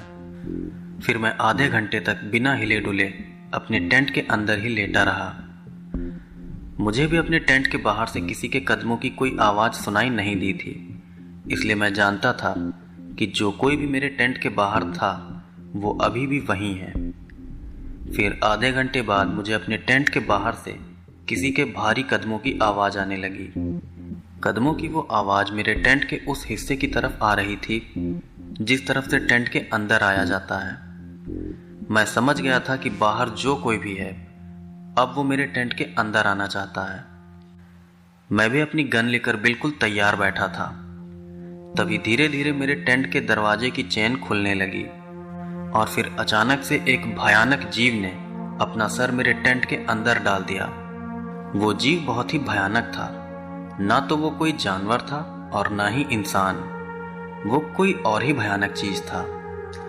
उस जीव के सर पर 2 सींगें निकली हुई थी, लेकिन उसका चेहरा किसी इंसान जैसा था। उस जीव की आंखें बिल्कुल काली थी। ऐसा लग रहा था कि जैसे उसकी आंखें आंखें नहीं बल्कि 2 गहरे काले गड्ढे हों। फिर टेंट के अंदर सर डालते उस जीव ने जोर की चीख मारते हुए अपना मुंह फैला दिया। उस जीव का मुंह बहुत बड़ा था और साथ ही उसका मुंह बड़े और नुकीले दांतों से भरा हुआ था। वो जीव या वो शैतान बहुत ही भयानक था। उस शैतान को देखकर मैं खौफ से बिल्कुल दहल गया था। मैं जानता था कि ये शैतान मुझे जान से मार डालेगा, इसीलिए मैंने फौरन ही अपनी गन से उस शैतान के मुंह में गोलियां दागनी शुरू कर दी। गोलियां लगते ही वो शैतान बहुत जोर से चीखता हुआ टेंट से बाहर निकल गया। मैं भी हिम्मत करके उस जीव के पीछे पीछे टेंट के बाहर निकल आया। टेंट से बाहर आकर मैंने उस जीव के ऊपर और भी कई गोलियां चलाईं। फिर वो जीव भागता हुआ जंगल के अंदर चला गया। अब मैं अपनी गन हाथ में लिए अकेला उस अंधेरे जंगल में खड़ा था। मैं सोच रहा था कि अभी जिससे मेरा आमना सामना हुआ, आखिर वो चीज क्या थी। मैंने वो पूरी रात जागते हुए बिताई। फिर सुबह होते ही मैंने अपना टेंट और कैंपिंग का सारा सामान इकट्ठा किया और वापस अपने घर चला गया। इस घटना के बाद मैंने इंटरनेट पर जंगल में पाए जाने वाले कई तरह के अजीब जीवों पर थोड़ी रिसर्च की और तब मुझे पता चला कि जिस भयानक जीव से मेरा आमना सामना हुआ था, उसका हुलिया जंगल में पाए जाने वाले एक बहुत ही खतरनाक शैतानी जीव वेंडिगो से मिलता जुलता है। इस हादसे के बाद से मैं पैरानॉर्मल और सुपरनैचुरल चीजों पर विश्वास करने लगा और साथ ही मैंने कैंपिंग करना भी बिल्कुल बंद कर दिया। मेरा नाम लिंकन है। मैं अमेरिका के व्योमिंग राज्य का रहने वाला हूँ और आज मैं आपको वेंडिगो से जुड़ी एक बहुत ही भयानक और बिल्कुल सच्ची घटना बताने जा रहा हूँ। ये घटना मेरे साथ आज से 2 साल पहले व्योमिंग के घने जंगलों में ही घटी थी। तो बात यह है कि मेरे पापा को शिकार करना बहुत पसंद था। बचपन में मेरे पापा मुझे और मेरे छोटे भाई को अपने साथ लेकर शिकार करने जाते थे। मेरे पापा ने जंगल में एक बड़े से पेड़ के ऊपर एक छोटा सा लकड़ी का कमरा बनाया हुआ था। उसे आप ट्री हाउस भी कह सकते हैं। पापा हमेशा उस ट्री हाउस में रुककर हिरणों और गिलहरियों का शिकार किया करते थे। शिकार करने के साथ साथ पापा हमें भी शिकार करने का हुनर सिखाते थे। ट्री हाउस तक पहुंचने के लिए हमको एक सीढ़ी लगानी पड़ती थी और पापा हमेशा हमको ये समझाते रहते थे कि जब भी तुम ट्री हाउस पर चढ़ जाओ तब तुम नीचे लगी सीढ़ी को ऊपर खींच लो, नहीं तो कोई अनजान इंसान या जानवर उस सीढ़ी के जरिए ट्री हाउस पर आ सकता है। पापा की सभी बातें हम दोनों भाई बहुत ध्यान से सुनते और फॉलो करते थे। लेकिन बहुत ही अफसोस की बात है कि कई साल पहले मेरे पापा की एक कार एक्सीडेंट में मौत हो गई थी। पापा की मौत के बाद मेरा पूरा परिवार बहुत ज़्यादा दुखी हो गया था, लेकिन तब भी जिंदगी धीरे धीरे आगे बढ़ती रही। फिर जब मैं और मेरा भाई बड़े हुए तब हम दोनों भी उसी ट्री हाउस पर हिरणों का शिकार करने जाने लगे, जहाँ पर हमारे पापा हमें साथ लेकर शिकार करने जाते थे। तो इसी तरह आज से 2 साल पहले एक बार मैं अपने छोटे भाई के साथ जंगल में उसी ट्री हाउस पर हिरणों का शिकार करने गया था, जहाँ पर मेरे पापा बचपन में हम दोनों भाइयों के साथ शिकार करने जाते थे। हम दोनों भाई अपनी अपनी राइफल लेकर गए थे। हम दोपहर को ही ट्री हाउस पर पहुंचकर शिकार के लिए तैयार हो गए थे, लेकिन पूरी दोपहर बीत जाने के बाद भी हमें कोई भी हिरन दिखाई नहीं दिया था। फिर धीरे धीरे शाम होने लगी और अंधेरा होना भी शुरू हो गया। तब तक मैं भी उस ट्री हाउस में ही रात का खाना बनाने की तैयारी करने लगा। पेड़ पर बने उस ट्री हाउस में खाना बनाने की और सोने के लिए काफ़ी जगह थी, इसलिए हम दोनों भाइयों ने सोचा था कि हम रात का खाना खाकर उस ट्री हाउस में ही सो जाएंगे। फिर रात के 8 बजे ही मैं ट्री हाउस के अंदर खाना बनाने लगा और मेरा छोटा भाई उस समय भी शिकार के लिए अपनी राइफल से निशाना लगाकर बैठा रहा। दरअसल हम दोनों भाइयों की राइफल में नाइट विजन स्कोप लगा हुआ है, इसलिए रात के अंधेरे में भी हम बहुत आसानी से शिकार कर सकते हैं। मेरा भाई अपनी राइफल से निशाना लगाकर किसी हिरन के दिखने का इंतजार कर रहा था कि तभी उसको जंगल में हमारे ट्री हाउस से कुछ दूर एक बहुत ही अजीब जीव दिखाई दिया। उस जीव को देखकर मेरे भाई ने मुझे आवाज लगाई। अपने भाई की आवाज सुनकर मैं भी अपने भाई के पास चला गया। फिर जब मैं अपने भाई के पास गया तब बहुत घबराते हुए उसने मुझसे कहा कि भाई जरा उस जीव को तो देखो, आखिर ये है क्या।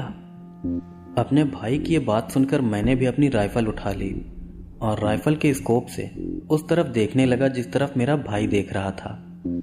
फिर जब मैंने राइफल के स्कोप से देखा तो पाया कि वो जीव एक लंबे से आदमी जैसा था, लेकिन वो कोई आदमी नहीं था क्योंकि उसके सर पर दो बड़े बड़े सींग निकले हुए थे। वो जीव बहुत ही लंबा और बिल्कुल पतला था।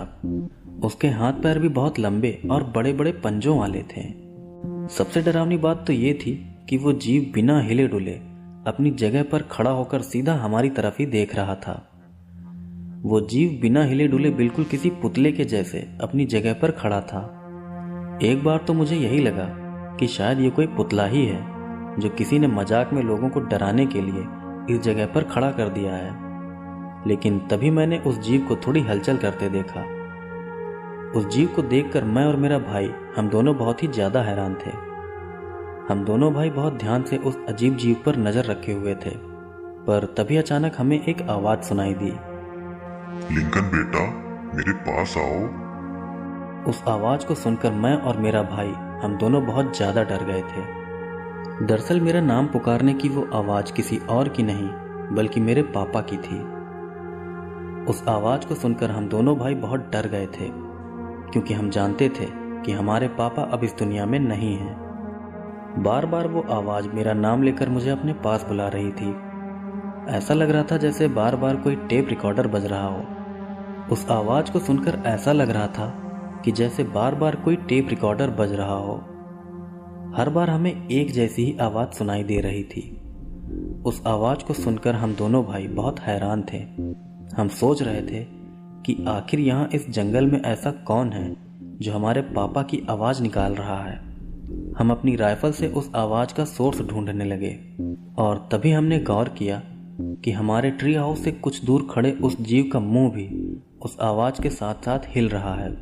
तब हम समझ गए कि यही अजीब जीव हमारे पापा की आवाज निकालकर हमें अपने पास बुलाना चाहता है। फिर मैंने जोर से आवाज लगाते हुए उस जीव से कहा कि तुम मेरे पापा की आवाज कैसे निकाल रहे हो? आखिर तुम कौन हो? मेरे इतना बोलते ही पापा की आवाज आना बंद हो गई। फिर वो अजीब जीव भी जंगल के अंदर चला गया। अब वो जीव हमें अपनी राइफल के स्कोप में दिखाई नहीं दे रहा था। इस घटना से हम दोनों भाई बहुत हैरान थे। हम सोच रहे थे कि आखिर वो जीव था क्या। जो भी हो, उस समय तो हमें यही लगा कि शायद वो जीव वहां से चला गया है, लेकिन ऐसा नहीं था क्योंकि जब रात को खाना खाकर हम दोनों भाई ट्री हाउस में सो रहे थे तभी हमें फिर से पापा की आवाज सुनाई दी। पर सबसे भयानक बात तो ये थी कि अब की बार वो आवाज कहीं दूर से नहीं बल्कि हमारे ट्री हाउस के नीचे से आ रही थी। लिंकन बेटा, मेरे पास आओ। उस आवाज को सुनते ही हम दोनों भाई डर से बिल्कुल कांप गए थे। हमारा ट्री हाउस जमीन से काफी ऊपर बना हुआ है। ट्री हाउस तक पहुंचने के लिए सीढ़ी की जरूरत पड़ती है और मुझे अच्छे से याद था कि ट्री हाउस में आते ही मैंने सीढ़ी ऊपर खींच ली थी। इसलिए मुझे इस बात का तो डर नहीं था कि वो जीव ऊपर हम तक पहुंच पाएगा, लेकिन तब भी हमें इस बात से डर जरूर लग रहा था कि ऐसा भयानक जीव हमारे इतना नजदीक आ गया है। फिर हमारे पापा की आवाज निकालते निकालते उस जीव की आवाज बदलने लगी। अब ऐसा लग रहा था कि जैसे कोई इंसान नहीं बल्कि एक शैतान हमें नीचे बुला रहा हो। लिंकन बेटा, मेरे पास आओ। लिंकन बेटा, मेरे पास आओ। लिंकन मेरे पास आओ। उस शैतान की आवाज अब बहुत ही भयानक हो गई थी। मैं जानता था कि यह शैतान इतनी आसानी से हमारा पीछा नहीं छोड़ेगा, इसलिए मैंने तुरंत ही अपनी राइफल उठाई और ट्री हाउस से नीचे देखने लगा। फिर जैसे ही मैंने ट्री हाउस के नीचे अपनी नजर घुमाई तो वहां का नजारा देखकर डर से मैं कांप गया। मैंने देखा कि एक 8 फुट लंबा और बिल्कुल पतला सा भयानक जीव हमारे ट्री हाउस के नीचे खड़ा है। मैंने जब पहले उस जीव को अपनी राइफल के स्कोप से देखा था तब वो मुझे इतना भयानक और खतरनाक नहीं लगा था, लेकिन जब मैंने उसको अपने सामने देखा तब मैं समझ गया था कि ये पक्का एक शैतान ही है। उस जीव का सर किसी हिरन के जैसा था। उसके सर पर 2 सींग निकले हुए थे। उसके हाथ बहुत लंबे थे और उसके पंजे भी बहुत बड़े बड़े नाखूनों वाले थे।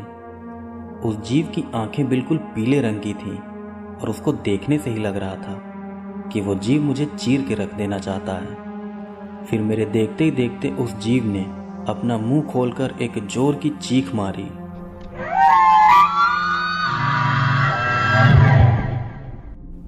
उसकी वो चीख बहुत ही भयानक थी।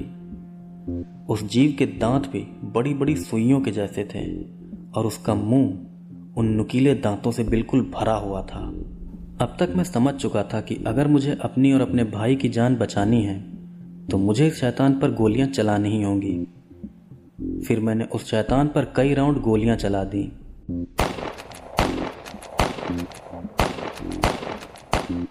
गोलियों के लगते ही वो जीव चीखते हुए वहां से भागकर जंगल के अंदर चला गया। उस जीव के वहां से चले जाने के बाद भी मैं डर के मारे अपनी जगह पर खड़ा होकर कांप रहा था।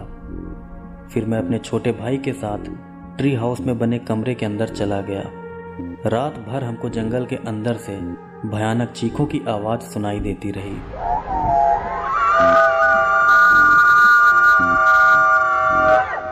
वो पूरी रात हम दोनों भाई सो नहीं पाए। फिर अगले दिन सुबह होते ही हम लोग वापस अपने घर लौट गए। इस घटना के बारे में जब मैंने अपने एक दोस्त को बताया तब उसने मुझसे कहा कि तुम्हारा सामना एक वेंडिगो से हुआ था। वो तो तुम्हारी किस्मत अच्छी थी जो तुम जिंदा बच गए, नहीं तो वेंडिगो के चंगुल से बच पाना बहुत मुश्किल होता है। अपने दोस्त की बात सुनकर मैं बिल्कुल दंग रह गया था, क्योंकि वेंडिगो नाम के इस जीव के बारे में मुझे कोई भी जानकारी नहीं थी। खैर, फिर इस घटना के बाद से ही मैंने और मेरे भाई ने उस ट्री हाउस में जाकर शिकार करना बंद कर दिया।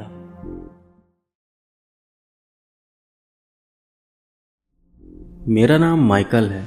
मैं अमेरिका के पेंसिल्वेनिया राज्य में रहता हूँ और आज मैं आपको मेरे साथ हुई एक बहुत ही भयानक घटना बताने जा रहा हूँ। ये घटना साल 2015 में मेरे और मेरे छोटे भाई सैम के साथ हुई थी।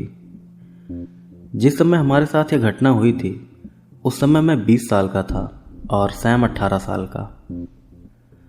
तो घटना कुछ इस तरह है कि साल 2015 में एक बार मैं और मेरा छोटा भाई अपने दादाजी से मिलने उनके घर गए हुए थे। मेरे दादाजी का घर पेंसिल्वेनिया राज्य के ही एक दूर दराज गांव में पड़ता है। दादाजी का घर गांव के बिल्कुल आखिर में पड़ता है और उनके घर के पीछे से ही घना जंगल भी शुरू हो जाता है। हम दोनों भाई काफी सालों बाद दादाजी से मिलने जा रहे थे। मुझे याद है एक बार जब मैं 15 साल का था तब पहली बार मैं और मेरा भाई मम्मी पापा के साथ दादा से मिलने उनके घर गए थे। तब किसी जंगली जानवर ने दादाजी के घर को काफी नुकसान भी पहुंचाया था। मैं ये तो नहीं जानता कि किस जानवर ने दादाजी के घर को नुकसान पहुंचाया था, लेकिन एक बात तो है कि दादाजी के घर को उस दिन काफी नुकसान पहुंचा था।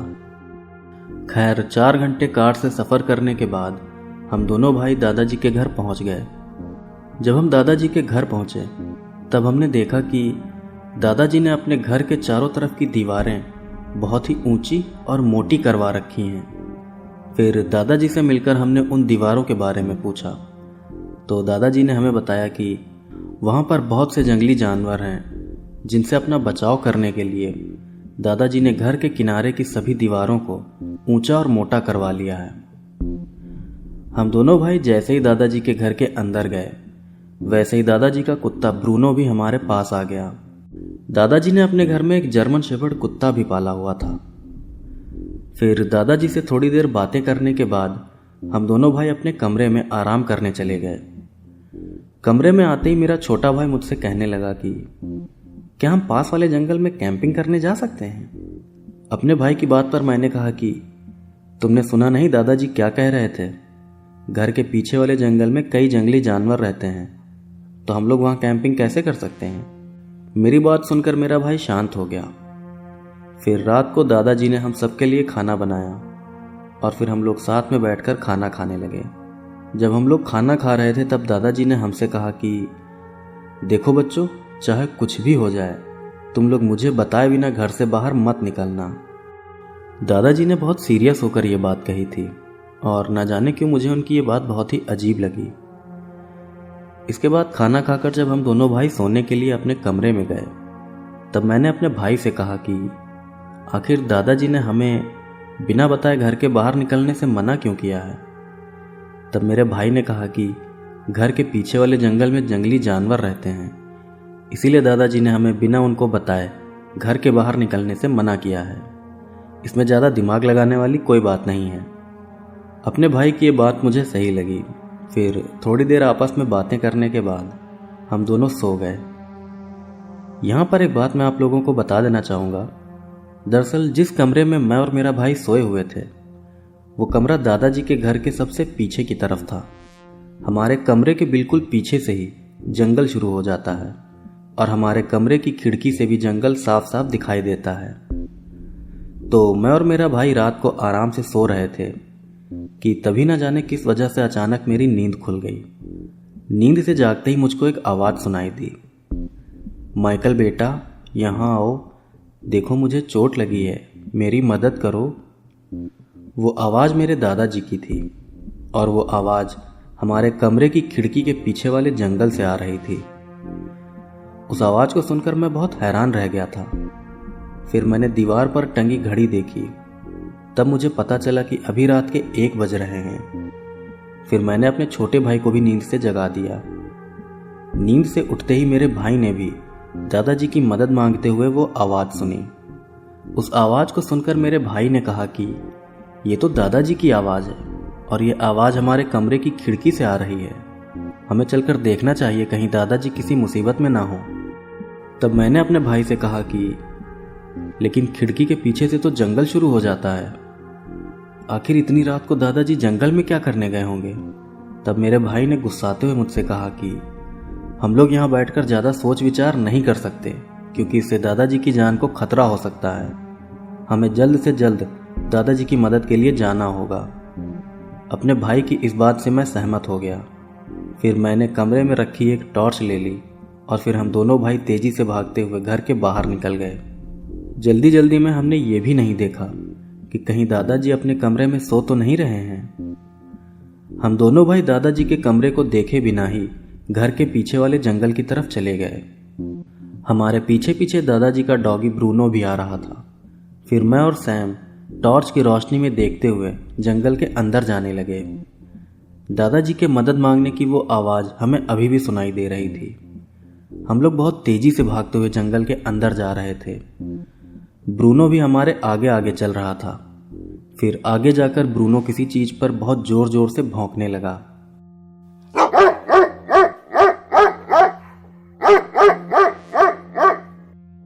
फिर हम दोनों भी ब्रूनो के पास पहुंच गए।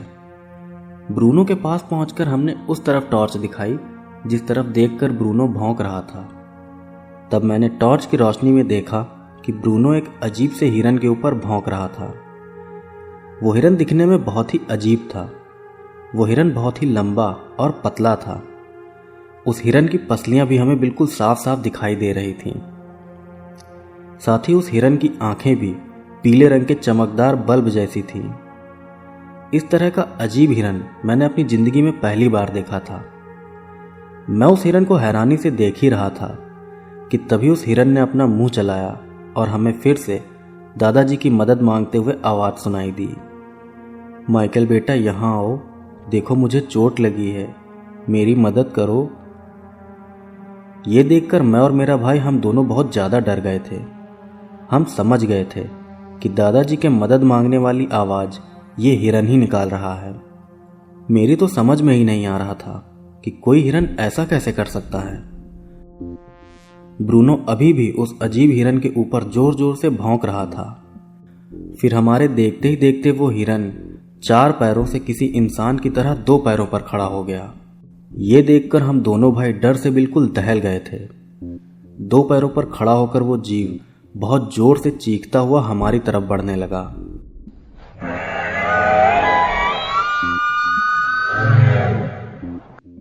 ये देखकर मैं और सैम वहां से भागने लगे।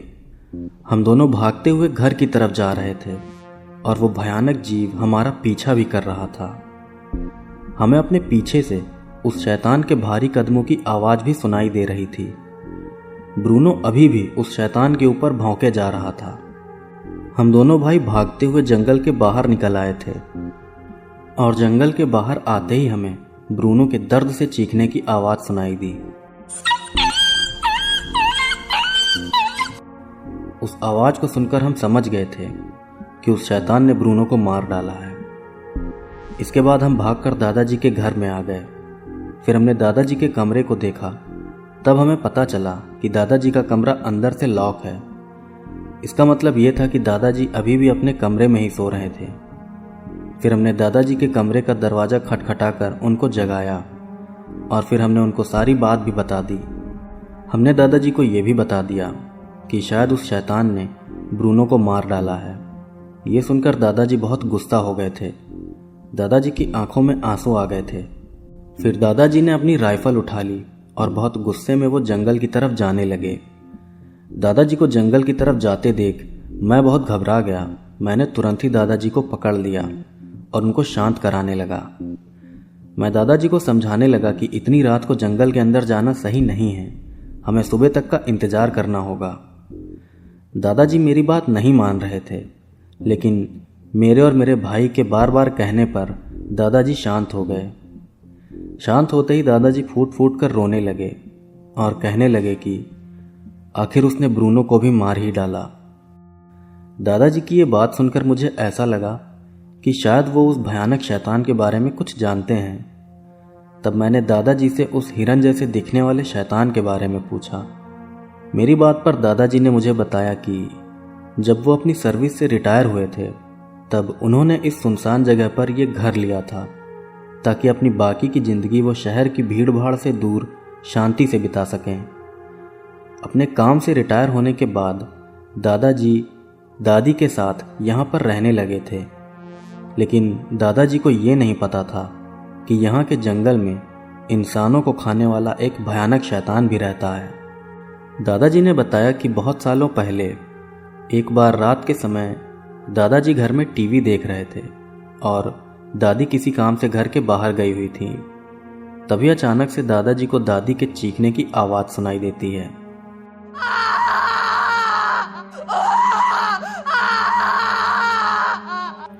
दादी की चीख सुनकर दादाजी घबरा जाते हैं और वो फौरन ही अपनी राइफल लेकर घर के बाहर आ जाते हैं। बाहर आकर दादाजी को पता चलता है कि दादी के चीखने की आवाज़ें जंगल के अंदर से आ रही हैं। जंगल में उस समय बहुत अंधेरा था, इसलिए दादाजी जल्दी से घर के अंदर जाकर टॉर्च भी ले आते हैं। फिर दादाजी तेजी से भागते हुए जंगल के अंदर जाने लगते हैं। इस समय तक दादाजी को यही लग रहा था कि शायद किसी जंगली जानवर ने दादी पर हमला किया है और उन्हें खींचकर जंगल के अंदर लेकर चला गया है। यही सोचकर दादाजी भी टॉर्च की रोशनी में देखते हुए बहुत तेजी से भागते हुए जंगल के अंदर जा रहे थे। फिर जंगल में एक जगह पर दादाजी ने देखा कि एक बहुत ही भयानक जीव दादी को नोच नोच कर खा रहा था। पहले तो दादाजी को लगा कि वो कोई भालू है जो दादी को खा रहा है, लेकिन जब टॉर्च की रोशनी में दादाजी ने सही से उस जीव को देखा तब उनको पता चला कि वो जीव कोई भालू नहीं बल्कि एक बहुत लंबा और बहुत ही अजीब सा दिखने वाला हिरन है। उस हिरन के हाथ पैर में बड़े बड़े नाखूनों वाले पंजे थे। उसके दांत भी बहुत बड़े और नुकीले थे। उसकी आंखें भी चमकदार पीले रंग की थी। साथ ही वो हिरन 4 पैरों पर नहीं बल्कि किसी इंसान की तरह 2 पैरों पर खड़ा होकर दादी को खा रहा था। ये सब देखकर दादाजी डर से कांप गए थे। फिर दादाजी ने तुरंत ही उस भयानक जीव पर अपनी राइफल से गोलियां चला दी। गोली लगते ही वो जीव बहुत जोर से चीखता हुआ वहां से भाग गया।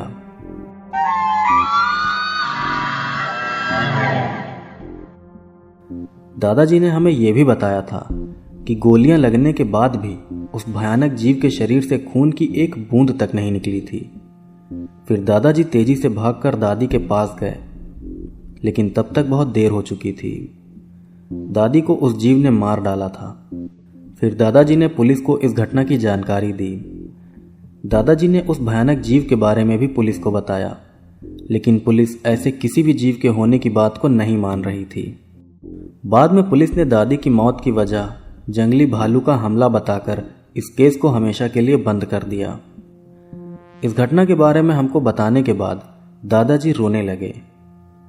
दादाजी को उस भयानक जीव के बारे में ज़्यादा जानकारी तो नहीं थी, लेकिन दादाजी इतना ज़रूर जानते थे कि वो एक शैतानी जीव है जिसे नॉर्मल हथियारों से नहीं मारा जा सकता। फिर अगली सुबह हम सब ने मिलकर ब्रूनो की लाश को दफना दिया। 2 और दिन दादाजी के यहाँ रुकने के बाद हम दोनों भाई भी वापस अपने घर लौट गए। हमारे घर वापस आने के 2 महीने बाद ही हमको खबर मिली कि दादाजी की भी मौत हो गई है। पुलिस ने हमको जानकारी दी थी कि दादाजी के घर के पीछे वाले जंगल में दादाजी की कटी फटी लाश मिली थी। पुलिस का मानना था कि किसी भालू या माउंटेन लायन ने दादाजी की जान ली है, लेकिन हम जानते थे कि दादाजी को मारने वाला कोई जानवर नहीं बल्कि वही शैतान है। बाद में मैंने जब उस हिरन जैसे दिखने वाले शैतान पर थोड़ी रिसर्च की, तब मुझे पता चला कि वो जीव कोई और नहीं बल्कि वेंडिगो है। मेरा नाम फ्लेचर है। मैं अमेरिका के नॉर्थ डकोटा राज्य का रहने वाला हूँ और आज मैं आपको मेरे और मेरी वाइफ के साथ हुई एक बहुत ही भयानक घटना बताने जा रहा हूँ। ये घटना हमारे साथ कैंपिंग के दौरान हुई थी और इस घटना में हमारा सामना एक बहुत ही अजीब और भयानक जीव से हो गया था। दरअसल मेरी वाइफ को कैंपिंग और हाइकिंग का बहुत शौक है, लेकिन मुझे कैंपिंग या हाइकिंग में बिल्कुल भी दिलचस्पी नहीं है। इसी वजह से कैंपिंग करने को लेकर कभी कभी वाइफ से मेरी बहस भी हो जाती है। खैर, मैं आपको वो घटना बताता हूँ जो मेरे और मेरी वाइफ के साथ हुई थी। तो ये बात है साल 2019 के दिसंबर महीने की। तब एक बार मेरी वाइफ ने मुझसे कैंपिंग पर चलने को कहा था, पर जैसा कि मैं आपको पहले ही बता चुका हूँ कि मुझे कैंपिंग में बिल्कुल भी दिलचस्पी नहीं है, इसलिए मैंने अपनी वाइफ को कैंपिंग के लिए मना कर दिया था। पर मेरे मना करने के बाद भी मेरी वाइफ कैंपिंग के लिए बार बार जिद कर रही थी। फिर अपनी वाइफ की जिद के आगे मुझे हार माननी पड़ी और फिर मैंने कैंपिंग पर चलने के लिए हाँ कर दी। कैंपिंग करने के लिए हमने नॉर्थ डकोटा के ही थियोडोर रूजवेल्ट नेशनल पार्क को चुना था। हमने 3 दिन तक जंगल में रुककर कैंपिंग करने का प्लान बनाया था। तो 17 दिसंबर को हम कैंपिंग का सारा सामान लेकर अपनी कार से थियोडोर रूजवेल्ट नेशनल पार्क पहुंच गए। हम लोग दोपहर के 3 बजे ही नेशनल पार्क पहुंच गए थे। नेशनल पार्क पहुंचकर हमने अपनी कार पार्किंग में लगाई और फिर कैंपिंग का सामान लेकर हम लोग जंगल के अंदर चले गए। थियोडोर रूजवेल्ट नेशनल पार्क काफ़ी बड़ा नेशनल पार्क है और इस नेशनल पार्क में बहुत बड़े और घने जंगल भी हैं। तो हम लोग जंगल के अंदर जाकर कैंपिंग के लिए सही जगह ढूंढने लगे। फिर जंगल के काफ़ी अंदर जाने के बाद हमें कैंपिंग के लिए एक सही जगह मिल गई। उस जगह पर हमने अपना टेंट लगा लिया और साथ ही रात को कैंप फायर जलाने के लिए हम लोग लकड़ियाँ भी जमा करने लगे। जिस जगह पर हमने अपना कैंप लगाया था वो जगह जंगल के काफ़ी अंदर थी और साथ ही उस जगह के आसपास दूसरा कोई और कैंपिंग करने नहीं आया था। फिर सूरज ढलते ही हमने कैंप फायर जला ली और साथ ही हम रात का खाना बनाने की तैयारी भी करने लगे। इसके बाद रात के 9 बजे हमने खाना खाया और फिर अपने टेंट में जाकर हम सो गए। फिर सोते हुए रात को अचानक किसी वजह से मेरी नींद खुल गई। नींद खुलते ही जब मैंने अपने फ़ोन में टाइम देखा तब मुझे पता चला कि उस समय रात के 2 बज रहे थे। फिर तभी मेरी नज़र अपनी वाइफ पर पड़ी और तब मैंने देखा कि वो बहुत तेज़ कांप रही है। अपनी वाइफ को इस तरह कांपते देखकर मुझे थोड़ी घबराहट होने लगी। फिर जब मैंने उसका माथा छुआ तब पता चला कि उसे बहुत तेज़ बुखार चढ़ा हुआ है। तब मैंने अपनी वाइफ से कहा कि अरे तुम्हें तो बहुत तेज़ बुखार चढ़ा है, तुम्हारे इलाज के लिए हमें तुरंत ही घर निकलना होगा। मेरी बात पर वाइफ ने कहा कि ऐसे हड़बड़ाने की कोई ज़रूरत नहीं है, हम लोग कल सुबह भी घर जा सकते हैं। अपनी वाइफ को इस हालत में देखते हुए मैं घर जाने के लिए सुबह होने का इंतज़ार नहीं कर सकता था, क्योंकि उस समय दिसंबर का महीना चल रहा था और ठंड भी बहुत ज़्यादा हो रही थी। तब मैंने अपने वाइफ से कहा कि नहीं, हम सुबह होने का इंतज़ार नहीं कर सकते, क्योंकि तुम्हें बहुत तेज़ बुखार है और सर्दी भी बहुत ज़्यादा हो रही है, इसलिए हमें फ़ौरन ही घर के लिए निकलना होगा। बुखार से मेरी वाइफ की हालत काफ़ी ख़राब हो चुकी थी, इसलिए वो भी घर जाने के लिए तैयार हो गई। इसके बाद हम दोनों अपने टेंट से बाहर निकल आए। टेंट से बाहर आते ही मैंने महसूस किया कि जंगल में चारों तरफ बिल्कुल सन्नाटा फैला हुआ है और साथ ही एक अजीब सी बदबू भी वहाँ फैली हुई है। ये बात मुझे काफ़ी अजीब लगी, मगर मैंने इस बात पर ज़्यादा ध्यान नहीं दिया। फिर मैं अपनी वाइफ को लेकर पार्किंग में खड़ी अपनी कार के पास जाने लगा। जब मैं जंगल से होता हुआ कार की तरफ जा रहा था, तभी मैंने महसूस किया कि मेरे और मेरी वाइफ के अलावा कोई तीसरा शख्स भी हमारे पीछे पीछे चल रहा है। मुझे साफ साफ किसी के अपने पीछे आने की आवाज़ सुनाई दे रही थी, लेकिन शायद तबीयत खराब होने की वजह से मेरी वाइफ इस बात पर ज़्यादा ध्यान नहीं दे पा रही थी। मैंने भी अपनी वाइफ को इस बारे में कुछ नहीं बताया। फिर थोड़ी ही देर में हम कार तक पहुंच गए। कार तक पहुंचने के बाद मैंने वाइफ को कार के अंदर बिठा दिया और उससे कहा कि तुम कार के अंदर मेरा इंतज़ार करो, मैं थोड़ी देर में कैंपिंग का सारा सामान लेकर वापस आता हूँ। इतना बोलकर मैं वापस अपने कैंप की तरफ चला गया। कैंप पर वापस जाते समय भी मुझे ऐसा लग रहा था कि जैसे कोई मेरा पीछा कर रहा है। फिर एक जगह रुककर मैंने अपने पीछे भी देखा, लेकिन वहाँ मुझे अपने पीछे कोई भी दिखाई नहीं दिया। इसके बाद मैं फिर से अपने कैंप की तरफ जाने लगा। फिर कैंप पर पहुँचने के बाद मैंने अपना सारा कैंपिंग का सामान समेटना शुरू कर दिया। मैं कैंपिंग का सामान पैक कर ही रहा था कि तभी अचानक मुझे जंगल के अंदर से एक बहुत ही अजीब आवाज़ सुनाई दी। फ्लेचर, मेरे पास आओ, देखो मुझे चोट लगी है, मेरी मदद करो।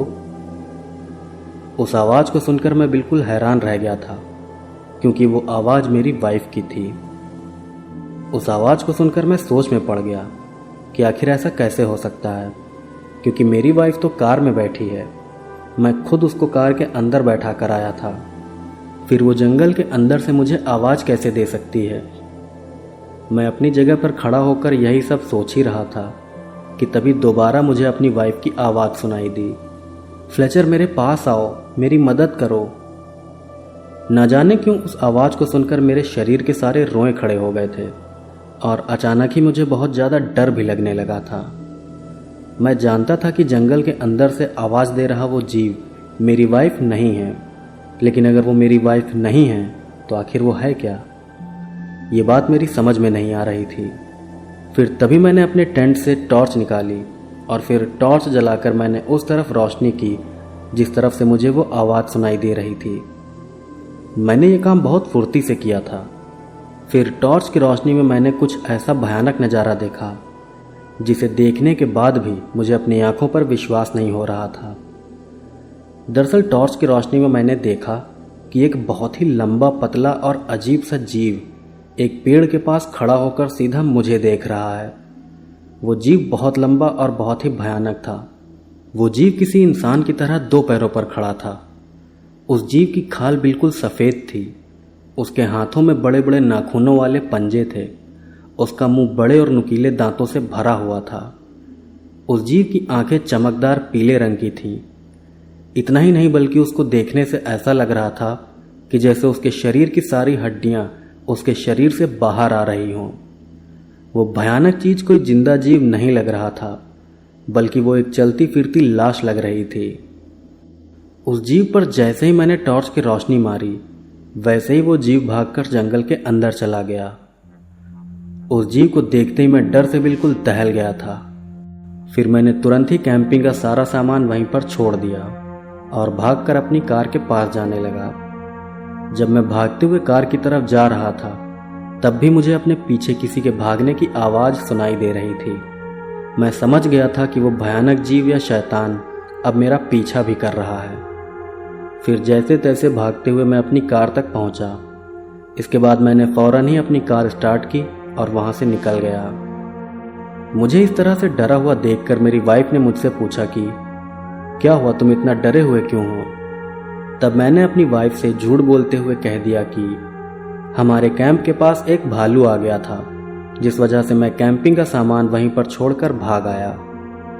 ये बात सुनकर मेरी वाइफ घबरा गई और उसने मुझसे कहा कि हमारे कैंप के पास कोई भालू भी था, तब तो अच्छा हुआ कि हम लोग रात को ही यहाँ से निकल रहे हैं। फिर अगले दिन जब मैं अपना कैंपिंग का सामान लेने वापस उसी कैंप साइट पर गया, तब मैंने देखा कि किसी ने बहुत बुरी तरह से हमारा टेंट फाड़ डाला था और साथ ही हमारा बाकी का सामान भी बर्बाद कर दिया था।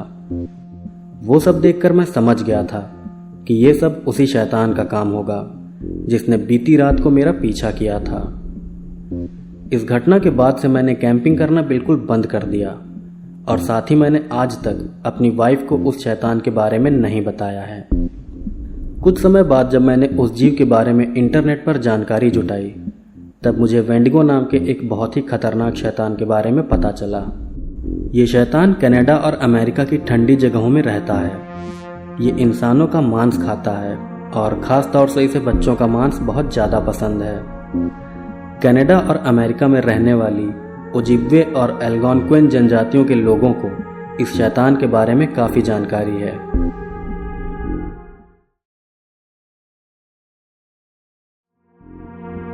मैं कनाडा देश के ओट्टावा शहर का रहने वाला हूँ और आज मैं आपको मेरे साथ हुई एक बहुत ही भयानक घटना बताने जा रहा हूँ। ये घटना मेरे साथ साल 2018 में कनाडा के ही एल्गोनक्विन प्रोविंशियल पार्क में घटी थी। दरअसल साल 2018 में मैं एल्गोनक्विन प्रोविंशियल पार्क में कैंपिंग करने गया था। मैं सोलो कैंपिंग करने गया था, मतलब मैं अकेले ही कैंपिंग के लिए गया था। एल्गोनक्विन प्रोविंशियल पार्क एक बहुत ही बड़ा और बहुत ही सुंदर पार्क है। यहाँ पर घने जंगल, पहाड़, नदियाँ और बहुत सारी झीलें भी हैं। बहुत सी झीलों की वजह से लोग यहाँ पर मछलियाँ भी खूब पकड़ते हैं। तो साल 2018 के नवंबर महीने में मैं भी एल्गोनक्विन प्रोविंशियल पार्क में सोलो कैंपिंग करने गया था। सोलो कैंपिंग का मतलब होता है अकेले कैंपिंग करना। मैं अपने साथ मछली पकड़ने का सामान भी लेकर गया था। उस समय नवंबर का महीना चल रहा था, जिस वजह से वहाँ पर ठंड भी बहुत ज़्यादा हो रही थी। मैं 4 दिन कैंपिंग करने का प्लान बनाकर आया था। मैं दोपहर के 3 बजे पार्क पहुँच गया था। फिर पार्क पहुंचकर मैं अपना टेंट लगाने की सही जगह ढूंढने लगा। कैंप लगाने के लिए मैं ऐसी जगह देख रहा था जो पेड़ पौधों से घिरी हो और जिसके पास में एक झील भी हो, क्योंकि मैं कैंपिंग करने के साथ साथ मछलियां भी पकड़ना चाहता था। फिर थोड़ी देर खोजबीन करने के बाद मुझे ऐसी जगह मिल ही गई जो पेड़ पौधों से घिरी हुई थी और जिसके पास में एक झील भी थी। उसी जगह पर मैंने अपना कैंप लगा लिया। कैंप लगाने के बाद मैंने रात को कैंप फायर जलाने के लिए लकड़ियां भी इकट्ठा कर ली। इतना काम करके मैं थोड़ा थक गया था, इसलिए मैंने अपने टेंट में ही थोड़ी देर आराम किया और उसके बाद मैं अपनी फिशिंग रॉड लेकर मछलियां पकड़ने झील की तरफ चला गया। अब तक शाम होने लगी थी और हल्का हल्का अंधेरा होना भी शुरू हो गया था। हालांकि मुझे अंधेरे से कोई दिक्कत नहीं थी, क्योंकि मैं अपने साथ एक बहुत ही हाई पावर की फ्लैशलाइट लेकर आया था। फिर इसके बाद मैं झील तक गया और वहां जाकर मैं मछलियां पकड़ने लगा। मैंने 20 मिनट में ही 2 छोटी मछलियां पकड़ ली थीं, इसलिए मछली पकड़ने को लेकर मैं और भी ज़्यादा एक्साइटेड हो गया। मैंने सोचा कि मैं थोड़ी देर और फिशिंग करके कुछ और मछलियां पकड़ लूं, ताकि इन मछलियों को ही मैं रात को खा सकूं। फिर मछली पकड़ते पकड़ते कब रात हो गई मुझे पता ही नहीं चला। खैर, तब तक मैंने काफ़ी मछलियां पकड़ भी ली थीं, इसलिए मैं उन मछलियों को लेकर वापस अपने कैंप की तरफ जाने लगा। फिर जैसे ही मैं अपने कैंप की तरफ बढ़ने लगा, वैसे ही मुझे झील के पास लगे पेड़ों के पीछे से किसी के चलने की आवाज़ आने लगी। उस आवाज़ को सुनकर मुझे लगा कि शायद वो कोई हिरन या भालू है, लेकिन थोड़ी देर उस हलचल को सुनने के बाद मुझे एहसास हुआ कि वो आवाज़ 4 पैरों पर चलने वाले किसी जीव की नहीं, बल्कि 2 पैरों पर चलने वाले किसी जीव की है। चलने की वो आवाज़ मेरे चलने के बिल्कुल साथ साथ आ रही थी। ऐसा लग रहा था कि जैसे वो जीव मेरे साथ साथ चल रहा हो। उस आवाज़ को सुनकर मुझे लगा कि शायद मेरे आसपास कैंपिंग करने आया कोई शख्स मेरे साथ किसी तरह का प्रैंक कर रहा है, लेकिन फिर भी ना जाने क्यों मेरे मन में एक अजीब सा डर आ रहा था। मेरा दिमाग मुझसे कह रहा था कि पेड़ों के पास चल रहा वो जीव मेरे लिए एक खतरा है और मुझे तुरंत वहां से भाग जाना चाहिए। फिर कुछ दूर तक चलने के बाद मैंने पेड़ों की तरफ चिल्लाते हुए कहा कि कौन हो तुम? मुझे लगा था कि मेरे इस तरह चिल्लाने से कोई शख्स पेड़ों के पीछे से निकलकर मेरे सामने आ जाएगा, लेकिन ऐसा नहीं हुआ। बल्कि मेरे इतना बोलने के तुरंत बाद ही पेड़ों के पास जहां किसी के चलने की आवाज आ रही थी, वहां से मुझे एक आवाज सुनाई दी। कौन हो तुम? आपको यकीन नहीं होगा, लेकिन पेड़ों के पास से आई वो आवाज मेरी ही आवाज थी। अपनी ही आवाज को सुनकर मैं एकदम से बहुत घबरा गया। तभी मैंने दोबारा चिल्लाकर कहा कि कौन है वहां? इसके बाद जवाब में मुझे फिर से पलटकर अपनी ही आवाज सुनाई दी। कौन है वहां? दोबारा से अपनी आवाज सुनकर मैं बहुत ज्यादा डर गया। फिर तभी मैंने एक झटके से अपनी फ्लैशलाइट जलाई और उस तरफ रोशनी की जिस तरफ से मुझे आवाज आ रही थी। इसके बाद फ्लैशलाइट की रोशनी में मैंने कुछ ऐसी चीज देखी जिसे देखकर खौफ से मेरे बदन का सारा खून ही सूख गया। दरअसल फ्लैशलाइट की रोशनी में मैंने देखा कि मुझसे 30 फुट की दूरी पर पेड़ों के पास एक बहुत ही लंबा और अजीब सा जीव खड़ा है। वो जीव दिखने में किसी इंसान जैसा था, लेकिन वो कोई इंसान तो पक्का नहीं था। वो जीव बिल्कुल बर्फ जैसा सफ़ेद था। साथ ही उसके शरीर पर एक भी कपड़ा नहीं था और ना ही उसके शरीर पर कहीं बाल थे। उस जीव के हाथ पैर उसके शरीर के मुकाबले बहुत ही ज़्यादा लंबे थे। साथ ही उस जीव के हाथ पैरों में बहुत ही बड़े बड़े नाखूनों वाले पंजे भी थे। सबसे भयानक बात तो ये थी कि वो जीव 8 से 9 फुट लंबा था। फिर फ्लैशलाइट की रोशनी पड़ते ही वो जीव एक झटके से पेड़ों के पीछे चला गया। उस भयानक शैतान को देखकर मैं डर से बिल्कुल कांप गया था। फिर मैंने झील से पकड़ी सारी मछलियां वहीं पर फेंक दी और भागते हुए अपने कैंप की तरफ जाने लगा। उस शैतान को देखकर मैं इतना ज़्यादा डर गया था कि भागते हुए मैंने ये भी नहीं देखा कि वो जीव मेरा पीछा कर रहा है या नहीं। फिर जैसे तैसे मैं अपने कैंप तक पहुंचा। उसके बाद जल्दी जल्दी जितना सामान मैं अपने साथ ले जा सकता था उतना सामान लेकर मैं अपनी कार की तरफ निकल गया। मैंने इस बात पर बिल्कुल ध्यान ही नहीं दिया कि वो शैतान मेरा पीछा कर रहा है या नहीं। मैं बस फौरन अपनी कार में बैठा और उस जगह से निकल गया। इस घटना से मैं बहुत ज़्यादा डरा हुआ था। मैंने सपने में भी नहीं सोचा था कि इस तरह के किसी शैतान से कभी मेरा आमना सामना भी हो सकता है। उस रात झील के पास दिखा वो शैतानी जीव क्या था मैं आज तक नहीं जान पाया हूँ। लेकिन बात यहीं पर ख़त्म नहीं होती है, क्योंकि मेरे अलावा कई और लोगों ने भी उस शैतानी जीव को एल्गोनक्विन प्रोविंशियल पार्क में देखा है। मेरा नाम गैरी है। मैं नॉर्दर्न कनाडा में रहता हूं और आज मैं आपको मेरे साथ हुई एक बहुत ही भयानक घटना बताने जा रहा हूं। जो घटना मैं आज आपको बताने वाला हूं वो मेरे साथ आज से लगभग 15 साल पहले कनाडा के डॉसन सिटी के पास हुई थी। दरअसल डॉसन सिटी के आसपास का काफ़ी एरिया पहाड़ों और घने जंगलों से घिरा हुआ है और जंगलों से घिरे उस इलाके के पास ही मेरे साथ ये भयानक घटना हुई थी। जिस समय यह घटना मेरे साथ हुई थी उस समय मैं पिज़्ज़ा डिलीवरी का काम करता था। मैं जिस पिज़्ज़ा शॉप में काम करता था वो 50 किलोमीटर की रेंज तक भी पिज़्ज़ा डिलीवर करती थी। हालांकि इतनी दूर तक पिज़्ज़ा डिलीवर करने का वो पिज़्ज़ा शॉप अलग से चार्जेस भी लेती थी। वैसे तो नॉर्दर्न कनाडा में बहुत ही ज़्यादा ठंड होती है और इतनी ठंड में पिज़्ज़ा को ज़्यादा देर तक गर्म रख पाना काफ़ी मुश्किल होता है। लेकिन हमारे पास खास तरह के हीटिंग बैग्स होते थे जिनकी मदद से हम काफ़ी देर तक पिज़्ज़ा को गर्म रख पाते थे और अपने कस्टमर्स को गर्म पिज़्ज़ा डिलीवर कर पाते थे। खैर, तो एक बार उस पिज़्ज़ा शॉप में मेरी ड्यूटी नाइट शिफ्ट में लगी थी। मैं आपको बता दूं कि जिस पिज़्ज़ा शॉप में मैं काम करता था वो शॉप 24 घंटे खुली रहती थी। वहाँ पर ड्यूटी करने वालों की सिर्फ शिफ्टें चेंज होती रहती थी, बाकी वो पिज़्ज़ा शॉप पूरा दिन और पूरी रात खुली रहती थी। तो ये बात आज से लगभग 15 साल पहले की है। तब एक बार दिसंबर के महीने में मेरी ड्यूटी नाइट शिफ्ट में लगी थी। तो उस रात को लगभग 1 बजे हमारे पास एक लार्ज पिज़्ज़ा का ऑर्डर आया था। उस पिज़्ज़ा की डिलीवरी 45 किलोमीटर दूर होनी थी और उस समय बर्फबारी भी बहुत ज़्यादा हो रही थी। दिसंबर के महीने में नॉर्दर्न कनाडा में बहुत ज़्यादा बर्फबारी होती है। और बर्फबारी की वजह से वहाँ का टेम्परेचर भी बहुत गिर जाता है। ऐसी तेज बर्फबारी में इतनी दूर पिज्ज़ा डिलीवर करना किसी नए लड़के के बस की बात नहीं थी, इसलिए वो पिज्ज़ा डिलीवर करने के लिए मुझे भेजा गया था, क्योंकि मैं डिलीवरी करने वालों में सबसे पुराना और सबसे एक्सपीरियंस्ड बंदा था। फिर मैं अपनी कार से पिज्ज़ा डिलीवर करने कस्टमर की लोकेशन की तरफ निकल गया। मैं बता दूं कि हम लोग दूर की डिलीवरी कार से ही करते थे। मेरी कार में सेफ्टी के कई सामान भी थे, जैसे कि रस्सी, बड़ा हुक और गर्म कंबल वगैरह। ये सब सामान इमरजेंसी में बहुत मदद करते हैं। तो मैं रात को लगभग 1:30 बजे पिज्ज़ा लेकर कस्टमर के घर की तरफ निकल गया। मैं तेज बर्फबारी में सुनसान सड़क से होता हुआ कस्टमर की तरफ बढ़ा जा रहा था। फिर जब मैं कस्टमर की लोकेशन के आधे रास्ते तक पहुंच गया, तभी अचानक से बर्फबारी और भी तेज हो गई और तब मुझे समझ आया कि ये कोई मामूली बर्फबारी नहीं है, बल्कि ये एक बर्फीला तूफान है।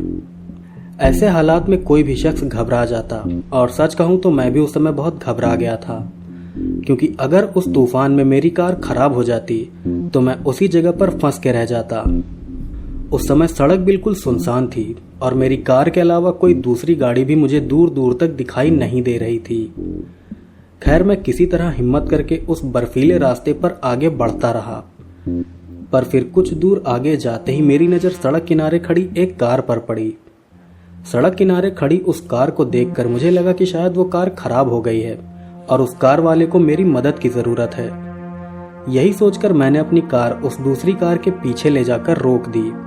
फिर कार रोकने के बाद मैं जल्दी से अपनी कार से उतरकर उस दूसरी कार के पास चला गया। उस समय रात बहुत हो रही थी, लेकिन आसमान में चांद निकला होने की वजह से मुझे अपने आसपास देखने में ज़्यादा दिक्कत नहीं हो रही थी।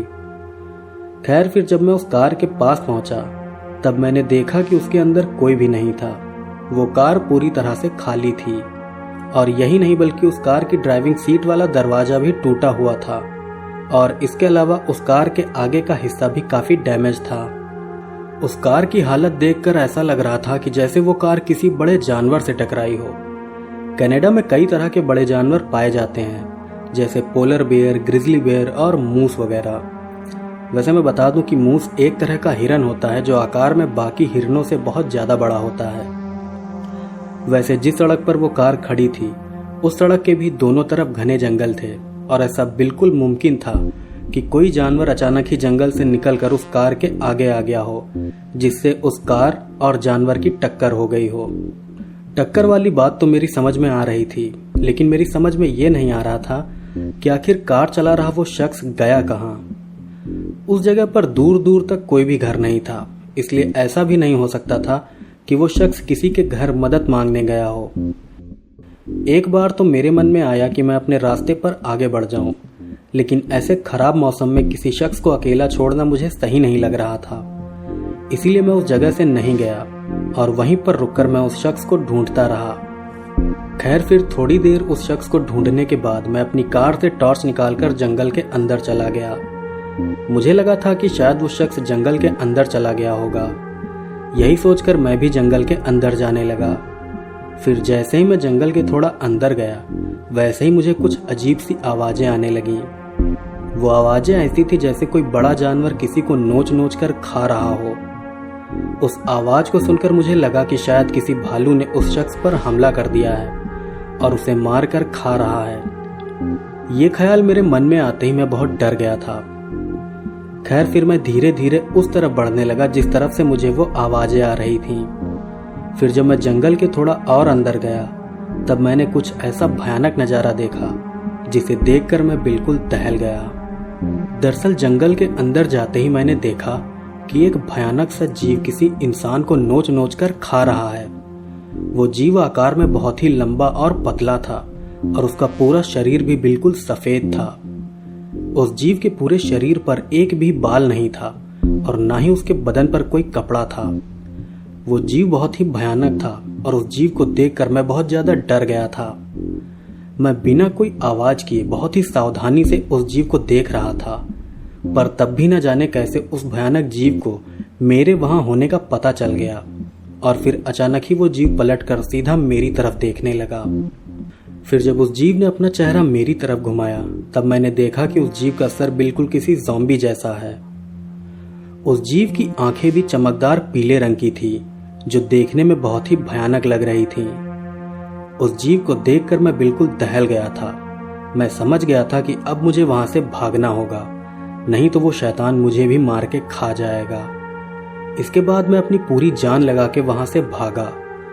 मैं भागते हुए अपनी कार की तरफ जा रहा था और मुझे अपने पीछे उस शैतान के आने की भी आवाज सुनाई दे रही थी। मैं जानता था कि अपनी जान बचाने के लिए मुझे किसी भी हालत में कार तक पहुंचना ही होगा। खैर, फिर कुछ ही देर में मैं अपनी कार तक पहुंच गया और उसके बाद मैं कार लेकर वहां से निकल गया। मैं कार लेकर सीधा नज़दीकी पुलिस स्टेशन चला गया। पुलिस स्टेशन जाकर मैंने पुलिस वालों को भी इस पूरी घटना के बारे में बता दिया। बाद में पुलिस वालों ने जब इस मामले में इन्वेस्टिगेशन की, तब उन्हें घटना वाली जगह से एक आदमी की लाश के कुछ टुकड़े मिले थे। पुलिस वालों ने इस घटना को किसी भालू का हमला बताकर मामला रफा दफा कर दिया। हालांकि मैंने पुलिस वालों को बताया था कि उस शख्स की जान लेने वाला जीव भालू नहीं बल्कि कोई और भयानक शैतान था, लेकिन पुलिस ने मेरी बात पर बिल्कुल भी भरोसा नहीं किया। इस घटना के काफी सालों बाद मुझे इंटरनेट पर वेंडिगो नाम के एक मॉन्स्टर के बारे में पता चला। वो मॉन्स्टर अमेरिका और कनाडा के जंगलों में पाया जाता है। वेंडिगो के बारे में जानने के बाद मुझे समझ आया कि उस रात जिस शैतान को मैंने देखा था, शायद वो एक वेंडिगो ही था।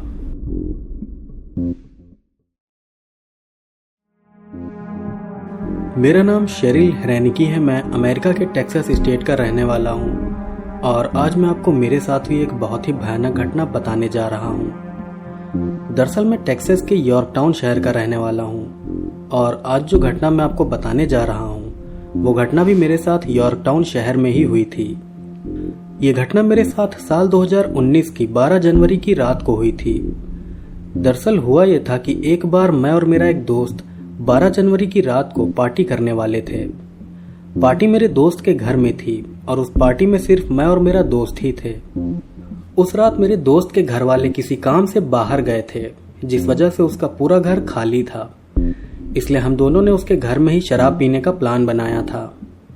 तो 12 जनवरी की शाम से ही मैं और मेरा दोस्त उसके घर पर शराब पीने लगे। फिर रात को लगभग 11:30 बजे पीने खाने के बाद मैं अपने घर जाने के लिए निकल गया। मेरे घर जाने के रास्ते में एक ऐसी जगह भी आती है जो पेड़ों से घिरी हुई है। वो जगह बहुत ही सुनसान है और उस जगह पर आसपास कोई रहता भी नहीं है। हालांकि वो रास्ता काफी सुनसान था, लेकिन उस रास्ते से मैं अपने घर जल्दी पहुंच सकता था, इसलिए रात के सन्नाटे में भी मैं उसी रास्ते से घर जा रहा था। उस समय जनवरी का महीना चल रहा था, जिस वजह से मौसम बहुत ही ठंडा था और साथ ही वहां पर कोहरा भी बहुत ज्यादा था। मैं जिस रास्ते से घर जा रहा था वो रास्ता बहुत ही सुनसान और डरावना था, लेकिन शराब के नशे में होने की वजह से उस समय मुझे बिल्कुल भी डर नहीं लग रहा था। फिर जब मैं उस रास्ते पर थोड़ा आगे बढ़ा, तभी अचानक मुझे एक आवाज सुनाई दी।